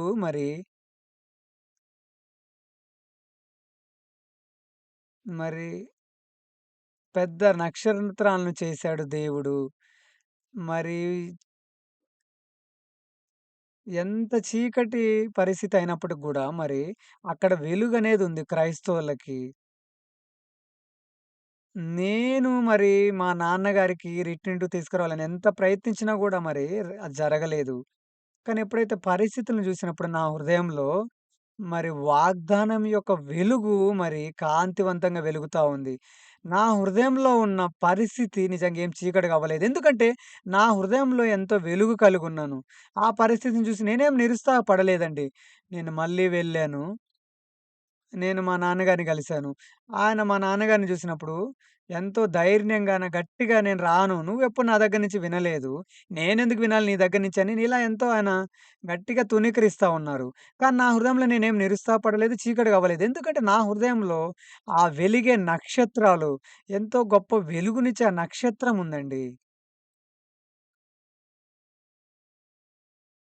దాని తర్వాత మరి శనివారం రోజు నేను మా నాన్నగారిని మళ్ళీ కలిసి మరి రిట్రీట్‌కి వెళ్దామన్నాను. ఎందుకంటే సోమవారం రోజు మరి రిట్రీట్ ప్రారంభమైద్ది. మరి మా భార్య ఎళ్లి మరి మా నాన్నగారిని అడిగింది. అందరి తల్లిదండ్రులు అత్తమామలొస్తున్నారు. నువ్వెందుకు రాలేదని అడిగింది. మా భార్య ఏమనింది అనంటే మళ్ళీ వెళ్లి అందరూ వస్తున్నారు. నువ్వు మాత్రమే రావట్లేదు అని చెప్పింది మా నాన్నతోటి. మా భార్య ఉన్నట్టుగా మా నాన్నకి ఒక మాట చెప్పింది. మా అమ్మగారు, "మీరు మీ పిల్లలకి సహాయం చేయకపోయినా గూడా ఎందుకు వాళ్ళని నాశనం అయిపోయే విధంగా చేస్తా ఉన్నారు? ఎందుకు మీ పిల్లలకి మీరు హాని చేస్తా ఉన్నారు?" అని అడిగింది. మా భార్యతోటి మా నాన్నగారు ఏమన్నారంటే, "నేను రావటం వల్ల ఏమన్నా మరి మీ భర్తకి ఏమన్నా ఎక్కువ మార్కులొస్తాయా?" అని అడిగాను. నిజంగా మా నాన్నగారు అంటే మన చర్చిలో ఎవరైనా రిట్రీట్‌కి వచ్చినట్లయితే, "ఏమన్నా ఎక్కువ వస్తాయండి మన చర్చిలో?" సరే. మా నాన్నగారి హృదయంలో ఏమని ఆలోచించాడు అనంటే, నాకేం ఉపయోగం లేకపోయినా గూడా మరి సంఘంలో కుమారుడు మార్కులు మరి కొంచెం పెరుగుతాయి అని జెప్పేసి, మరి చర్చ్‌లో మరి నా మార్కులు కొంచెం పెంచటం కోసము ఆయన వస్తాను అని జెప్పాడు. మరి మేమెళ్తూ మరి దీని తర్వాత ఒక బస్సొస్తది. మరి ఆ బస్సు ద్వారా రండి అని జెప్పాను. మరి ఆ సంవత్సరము నేను దేదోక్ రిట్రీట్ సెంటర్‌కి మొదటగా వెళ్ళాను. ఎందుకంటే, మా నాన్నగారు మరి రిట్రీట్‌కి రావటం ఒక కల లాంటిదది. 10 సంవత్సరాల వరకు గూడా నాకు శత్రువుగా ఉన్నాను. మా తండ్రి గారు ఒక శత్రువులా ఉన్నాడు. మరి ఆ నాన్నగారు ఇప్పుడు రిట్రీట్‌కొస్తున్నారు. కాబట్టి మా నాన్నగారి కంటే ముందెళ్లి నేను మా నాన్న కోసం ఎదురు జూస్తా ఉన్నాను. దాని తర్వాత బస్సులో మా నాన్నగారొచ్చారు. రిట్రీట్ సెంటర్‌కొచ్చాడు. ప్రజలందరూ బస్ దిగుతున్నప్పుడు నేను మా నాన్నగారు జూసాను. వచ్చాడాయన. నాకు చాలా సంతోషంగా అనిపిచ్చింది. ఆ సంతోషం మరి కొద్దిసేపు అయినప్పటికి గూడా, మరి ఆ రోజు సాయంత్రము, ఈవినింగు మరి సెర్మన్ అయిపోయిన తర్వాత ఫెలోషిప్ సమయం ఉండేది. మరి నేను పాస్టర్ గారికి జెప్పాను, మా నాన్నగారికి సహవాసం జేయండి అని. మరి నేను కొంచెం దూరంగా నించొని మరి ఫెలోషిప్ ఏ విధంగా జరుగుతుందని గమనిస్తా ఉన్నాను. మరి నాన్నగారు ఏదో కొంచెం మాట్లాడి ఆయన మరి అకామిడేషన్ ప్రదేశానికెళ్ళాడు. నేను దాని తర్వాత మా నాన్నగారు వెళ్ళాక ఆ పాస్టర్ గారిని అడిగాను. "ఏం మాట్లాడాను మా నాన్నగారు" అని. మా నాన్నగారు "నేను చాలా అలసిపోయాను. నేనెళ్లి పడుకుంటానని" జెప్పి ఎళ్ళిపోయాడంట. దాని తర్వాత నేనేమనుకున్నానంటే, సరే ఇది మొదటి రోజు గదా! పర్లేదులే అనుకున్నాను. ఎందుకంటే బస్సు ద్వారా వచ్చి ప్రయాణం చేసి అలసిపోయి ఉంటాడని. దాని తర్వాత మరుసటి రోజు మళ్ళీ వాక్యం విన్న తర్వాత ఫెలోషిప్ చేసే సమయంలో, మళ్ళీ ఆయన 2 మాటలు ఏదో మాట్లాడి లేచి వెంటనే ఎళ్ళిపోయాడు. మళ్ళీ నేను ఆ పాస్టర్ గారి దగ్గరికెళ్ళి మా నాన్నగారు ఏం మాట్లాడారు వెళ్లారు అని అడిగాను. మా నాన్నగారు ఏమని చెప్పారంటే ఆ పాస్టర్ గారికి, "ఈ సమయంలో ఈ వయసులో నువ్వు నన్ను మారమని చెప్తున్నావా?" అని లేచి ఎళ్ళిపోయాడంట. ఎందుకంటే మా నాన్నగారి హృదయంలో ఏమనుండేదంటే, కేవలం వాళ్ళొచ్చి అటెండ్ అయ్యి ఎళ్ళిపోమన్నారు అంతే. ఎందుకు అనంటే, మరి నాకేదో మార్కులు పడతాయి, నా యొక్క భవిష్యత్తుకు ఉపయోగపడిద్ది అనుకున్నాడు గాబట్టి, ఆయన అలా వచ్చాడు. మరి నా హృదయంలో ఏమనుకున్నానంటే, ఏదో ఒక్కసారి ఆయన వచ్చి ఎళ్ళిపోయాడు. ఇప్పుడేదో ఒకసారి వచ్చి ఎళ్ళిపోతాడు. కానీ నా హృదయంలో నేనేం ఆలోచించాను అంటే, దేవా! మా నాన్నగారు ఈ రిట్రీట్‌కొచ్చి వాక్యం వినకుండా ఆయన తిరిగి వెళ్ళిపోయినట్లయితే, ఆయన ఒకవేళ రక్షణ పొందుకోకపోయినట్లయితే, ఏంటి పరిస్థితి అని నేను ఆలోచించాను. మరి ఆ సమయంలో దేవుడు నాకు హృదయం ఇచ్చాడు. ఉదయకాల సమయంలోనే వేకువజాములోనే మా నాన్నగారి గదిలోకెళ్ళానండి. మరి నేను, మా నాన్నగారు మేమిద్దరం మాత్రమే ఉన్నాం ఆ గదిలో. మరి నేను, మా నాన్నగారు ఇద్దరం కూర్చొని మా నాన్నగారితో మాట్లాడాను. నాన్న నాకు తెలుసు మరి నువ్వు నార్త్ కొరియా నుంచి మరి నువ్వు సౌత్ కొరియాకొచ్చి ఎంతో ఒంటరితనం అనుభవిస్తూ జీవించావని. నాకు తెలుసు మరి నీకున్న ఒకే ఒక్క నిరీక్షణ జీవితము లేకపోతే నిరీక్షణ ఆశ ఏదైతే ఉందో, నేను పెళ్లి చేసుకొని, దాని తర్వాత నేను పిల్లల్ని గాని వీళ్ళతోటి నువ్వు సంతోషంగా సమయం గడపాలి అని అనుకున్నావు. కానీ నేనేదైతే ఇప్పుడు మార్గం వెళ్తా ఉన్నానో, ఇదెంతో ప్రశస్తమైంది. ఇది నిజంగా నాకెంతో ప్రాముఖ్యమైంది. మరి నేను ఆ సమయంలో గాస్పెల్ క్లాస్ తీసుకుంటున్నాను. మరి ఆ గాస్పెల్ క్లాస్‌కి ఎవరైతే హాజరవ్వటానికొస్తున్నప్పుడు, కొంతమంది ప్రజలు మరి విడాకులు తీసుకోవాలనుకున్న వాళ్ళు, కొంతమంది క్యాన్సర్ ఉన్నవాళ్ళు, వీళ్ళందరూ గూడా వచ్చి మరి నా దగ్గర వాక్యం వింటా ఉన్నారు. నేను వాళ్ళకి మరి ఒక ఆత్మకు సంబంధించిన ఒక డాక్టర్‌ని. అవును. నీకు తెలుసు ఇది నొప్పిగా కలిగించేది, నీకు కొంచెం ఇబ్బందిగా ఉందని. కానీ ఇది నిజంగా ఎంతో మరి మంచి ఆస్వాదకరమైన మార్గం నాకు. ఇది నిజంగా నాకు సంతోషాన్నిచ్చే మార్గం ఈ పాస్టర్ జాబు అని జెప్పాను. మరి ఆ సమయం మా నాన్నగారు ఏదైతే మరి తప్పుగా అర్థం చేసుకునే హృదయం ఉందో మరి అవన్నీ గూడా పోయాయండి. ఎందుకంటే తనేమనుకున్నాడంటే ఏదో నేను మరి ఏదో నేను నాకిష్టమొచ్చిన మార్గాన్ని ఎన్నుకొని వచ్చాను అని అనుకున్నాడు. కానీ దాని తర్వాత ఎప్పుడైతే నేను మా నాన్నగారితో మాట్లాడినప్పుడు, ఆయన నిజంగా దాని తర్వాతొచ్చి వాక్యం విన్నాడు. ఆయన రక్షణ పొందుకున్నాడు. ఎంతో కృతజ్ఞత గల విషయం గదండీ ఇది. మరది వింటర్ రిట్రీట్ అండి. నాన్నగారు వింటర్ రిట్రీట్‌కి మళ్ళీ వచ్చారు. మళ్ళీసారి వింటర్ రిట్రీట్ జరిగినప్పుడు చలికాలంలో మరి అక్కడికెళ్ళి బాప్తిసం తీసుకున్నాడు. ప్రజలందరూ మరి రిట్రీట్ అయిపోయిన తర్వాత ఎళ్లి బాప్తిసం పొందుకుంటారు. రక్షణ పొందుకున్న తర్వాత ఎవరు చెప్పలేదు. నేను గూడా చెప్పలేదు ఆయనకు బాప్తిసం తీసుకోమని. మరి వాక్యం విని బాప్తిసం తీసుకోవడానికి ఆయనే వెళ్లి మరి బాప్తిసం తీసుకున్నాడు. దాని తర్వాత నేనేమన్నానంటే, "నాన్న ఒకసారి పాస్టర్ పార్క్ గారిని కలిసి మరి ఒకసారి ఆయన్ని కలిసి వెళ్దాము" అని జెప్పాను. మరి ఎందుకంటే ఆయన మరి కేవలం నా వివాహం రోజొచ్చాడంతే. దాని తర్వాత ఎప్పుడైతే పార్క్‌ని ఆ రోజు కలిసారో మరి పార్క్ గారు మా నాన్నని జూసి పాష్ బ్రదర్‌కి మీరు చాలా ఆలస్యంగా వచ్చారు అని జెప్పాడు. మా నాన్నగారు ఒక సమాధానం జెప్పారు. నేనసలు ఆశ్చర్యపోయాను ఆ సమాధానం విని. ఏంటంటే, సాతాను నన్ను ఇన్ని రోజులు ఆపింది, అడ్డుకుంది. అందుకే నేను రాలేకపోయాను అనని జెప్పాడు. నాకు విన్నప్పుడు నిజంగా మా నాన్నగారు ఇంత గ్రహించగలిగాడని ఆనందంగా అనిపిచ్చింది. దాని తర్వాత మా నాన్నగారు నిజంగా ఆయన సంఘంలో ఆత్మీయ జీవితం జీవించగలుగుతాడా అని ఆలోచించాను. కానీ దాని తర్వాత ప్రతి వారం ఆయన సంఘానికి వెళ్తాడండి. ఇప్పటికి గూడా మా నాన్న ఇంకా జీవించున్నాడు. ఇప్పుడు ఆయన కళ్ళు కొంచెం మసకలొచ్చి సరింగా కనిపించట్లేదు. ఇప్పుడు సంఘానికి వెళ్ళలేకపోతున్నాడు వయసు పెరిగిన కారణం చేత. కానీ ప్రతి ఆదివారం నా సెరమనలింటాడాయన. ఎందుకు ఈరోజు ఇంకా నేను ఆదివారం ఆరాధనలో మరి నేను వాక్యం సంతోషంగా చెప్తాను అనంటే, మా నాన్నగారికి 97 సంవత్సరాలు, మా అమ్మకు 91 సంవత్సరము. మా అత్త, మామగారు గూడా నిజంగా పెద్ద వయసు కలిగున్న వాళ్ళు. మరి మా అత్త, మామ, మా అమ్మ, నాన్న వాళ్ళు నిజంగా నేను యూట్యూబ్‌లో ఏదైతే నా సెర్మన్లు అప్‌లోడ్ చేస్తారో, అవన్నీ ఇంటారండి. అన్ని సెర్మన్లు ఇంటారు వాళ్ళు. మా అత్త, మామగారు గూడా ఇంటారు. మన సంఘంలో బ్రాడ్‌కాస్టింగ్ ఇన్‌చార్జ్ ఉంటారు గదా! వాళ్ళ దగ్గరికి ఒకవేళ మీరెళ్లి చూసినట్లయితే, సెర్మన్లు యూట్యూబ్‌లో కొంచెం ఆలస్యంగా అప్‌లోడ్ చేస్తే మరి మా వాళ్ళు ఆయన్ని ఎంతగానో తిడతారు. మెసేజ్ జేస్తా ఉంటారు. ఎందుకు సెర్మన్స్ ఆలస్యమైనవి అని జెప్పేసి. ఇప్పటికి గూడా మా నాన్నగారికి 97 సంవత్సరాలు అయినప్పుడు కూడా నేను ఫోను జేసినప్పుడు తనెత్తుతాడు. మా అమ్మగారు 3 పూట్ల ఆమె వండి తింటదండి. అంత ఆరోగ్యంగా ఉంది. దాన్ని జూసినప్పుడు గూడా నిజంగా నాకెంతో కృతజ్ఞతగా అనిపిస్తది. ఎందుకంటే నేను మా కుటుంబంలో ఒక్కగానొక కుమారుడిని. మరి నేను మా తల్లిదండ్రులను జూసుకోవాలి. ఎందుకంటే మా చెల్లి వివాహం జేసుకొని ఎళ్ళిపోయింది. కానీ దేవుడేమంటున్నాడంటే, మొదట ఆయన నీతిని, రాజ్యాన్ని వెతికినట్లయితే, దాని తర్వాత సమస్తము మీకు సమకూరుస్తాను అంటున్నాడు. నేను వాళ్ళ కోసం చింతించకపోయినా, ఆలోచించకపోయినా, దేవుడు మరి ఆయన యొక్క మాటల ప్రకారము, ఆయన అన్నీ గూడా నిజంగా నాకు సమకూర్చాడండి. వాక్యం సెలవిస్తా ఉందండి. మరి దేవుని సంతోషం పరిచే మార్గంలో ఎళ్తే, శత్రువులను సహా ఆయన మిత్రులుగా చేస్తాడు అనుంది. మా భార్యకి మరొక నిక్‌నేమ్ ఉందండి. పెట్టుడు పేరు. మరి పాకెట్ మనీ పొందుకునే కోడలనమాట. సాధారణంగా మరి కోడలే మరి యాక్చువల్‌గా మరి అత్తమామకు డబ్బులివ్వాలి గదండీ! కానీ మా నాన్నగారు రక్షణ పొందుకున్న తర్వాత మా నాన్నగారు చాలా సార్లు మరి డబ్బులిస్తా ఉంటాడు మా భార్యకి. ఆయన పరిస్థితి మరి బాగా ఉంది అని అనుకుంటున్నాడు గాబట్టే మరి అన్నీ గూడా మరి మా భార్యకి పాకెట్ మనీ ఇస్తా ఉంటాడు అప్పుడప్పుడు. సమస్తమును పరీక్షించి మేలైన దాన్ని చేపట్టుడి.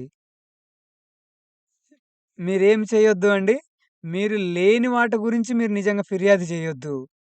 మీరు ఉన్నదాని పట్ల, మీరు కలిగున్న దాని పట్ల సంతృప్తి కలిగుండండి. అంటే కృతజ్ఞత కలిగుండండి. లేని దాని పట్ల మీ దగ్గర ఏదైతే కలిగి లేరో దాని గురించి మీరు ఫిర్యాదు చెయ్యొద్దు. ఈ విధంగా మనం సంతోషమైన జీవితం జీవిస్తామని నేను ఆశిస్తున్నాను. ప్రార్థన చేసుకుందాము. దేవ పరలోకముందున్న తండ్రి, మేమెంతో బుద్ధిహీనమైన జీవితం జీవిస్తా ఉన్నాము. నిజంగా మా జీవితం మేము జీవిస్తున్నప్పుడు ఏదో లోపము, ఏదో కొదవలున్నాయి అని మేమనుకుంటాము. కానీ నిజంగా ఏదైతే దేవుని ఒక వాక్యం చూస్తున్నప్పుడు మేమేం నేర్చుకుంటున్నామంటే, మరి నిజంగా మేమెంతో సంతృప్తి కలిగి మరి మేము జీవించొచ్చు. అందరికంటే గూడా మేము ఎంతో సంతోషంగా జీవించొచ్చు. వాక్యం సెలవిస్తా ఉంది. సమస్తమును పరీక్షించి మేలైన దాన్ని చేపట్టుడి అనుంది. ఎన్నో పరిస్థితులున్నాయి మేము సంతోషంగా ఉండగలిగినయి. ఎటువంటి పరిస్థితులున్నప్పటికి గూడా దేవుని యొక్క వాక్యం ప్రకారం మీరు మా జీవితాల్లో పనిజేస్తారు. మరి ఆ దేవుని యొక్క వాక్యం ద్వారా వాక్య ప్రకారం మీరు మా జీవితాల్లో పనిచేసినప్పుడు అందరికంటే కూడా మేమెంతగానో సంతోషంగా ఉండగలము. నిజంగా ఈ ఉదయకాల సమయంలో ఇక్కడ హాజరైన ప్రతి ఒక్కళ్ళు కూడా నిజంగా ఆశీర్వదకరంగా ఉండే విధంగా మీరు సాయం చేయండి. యేసుక్రీస్తు నామంలో ఈ యొక్క ప్రార్థన అడుగుతున్నాను తండ్రి. ఆమేన్.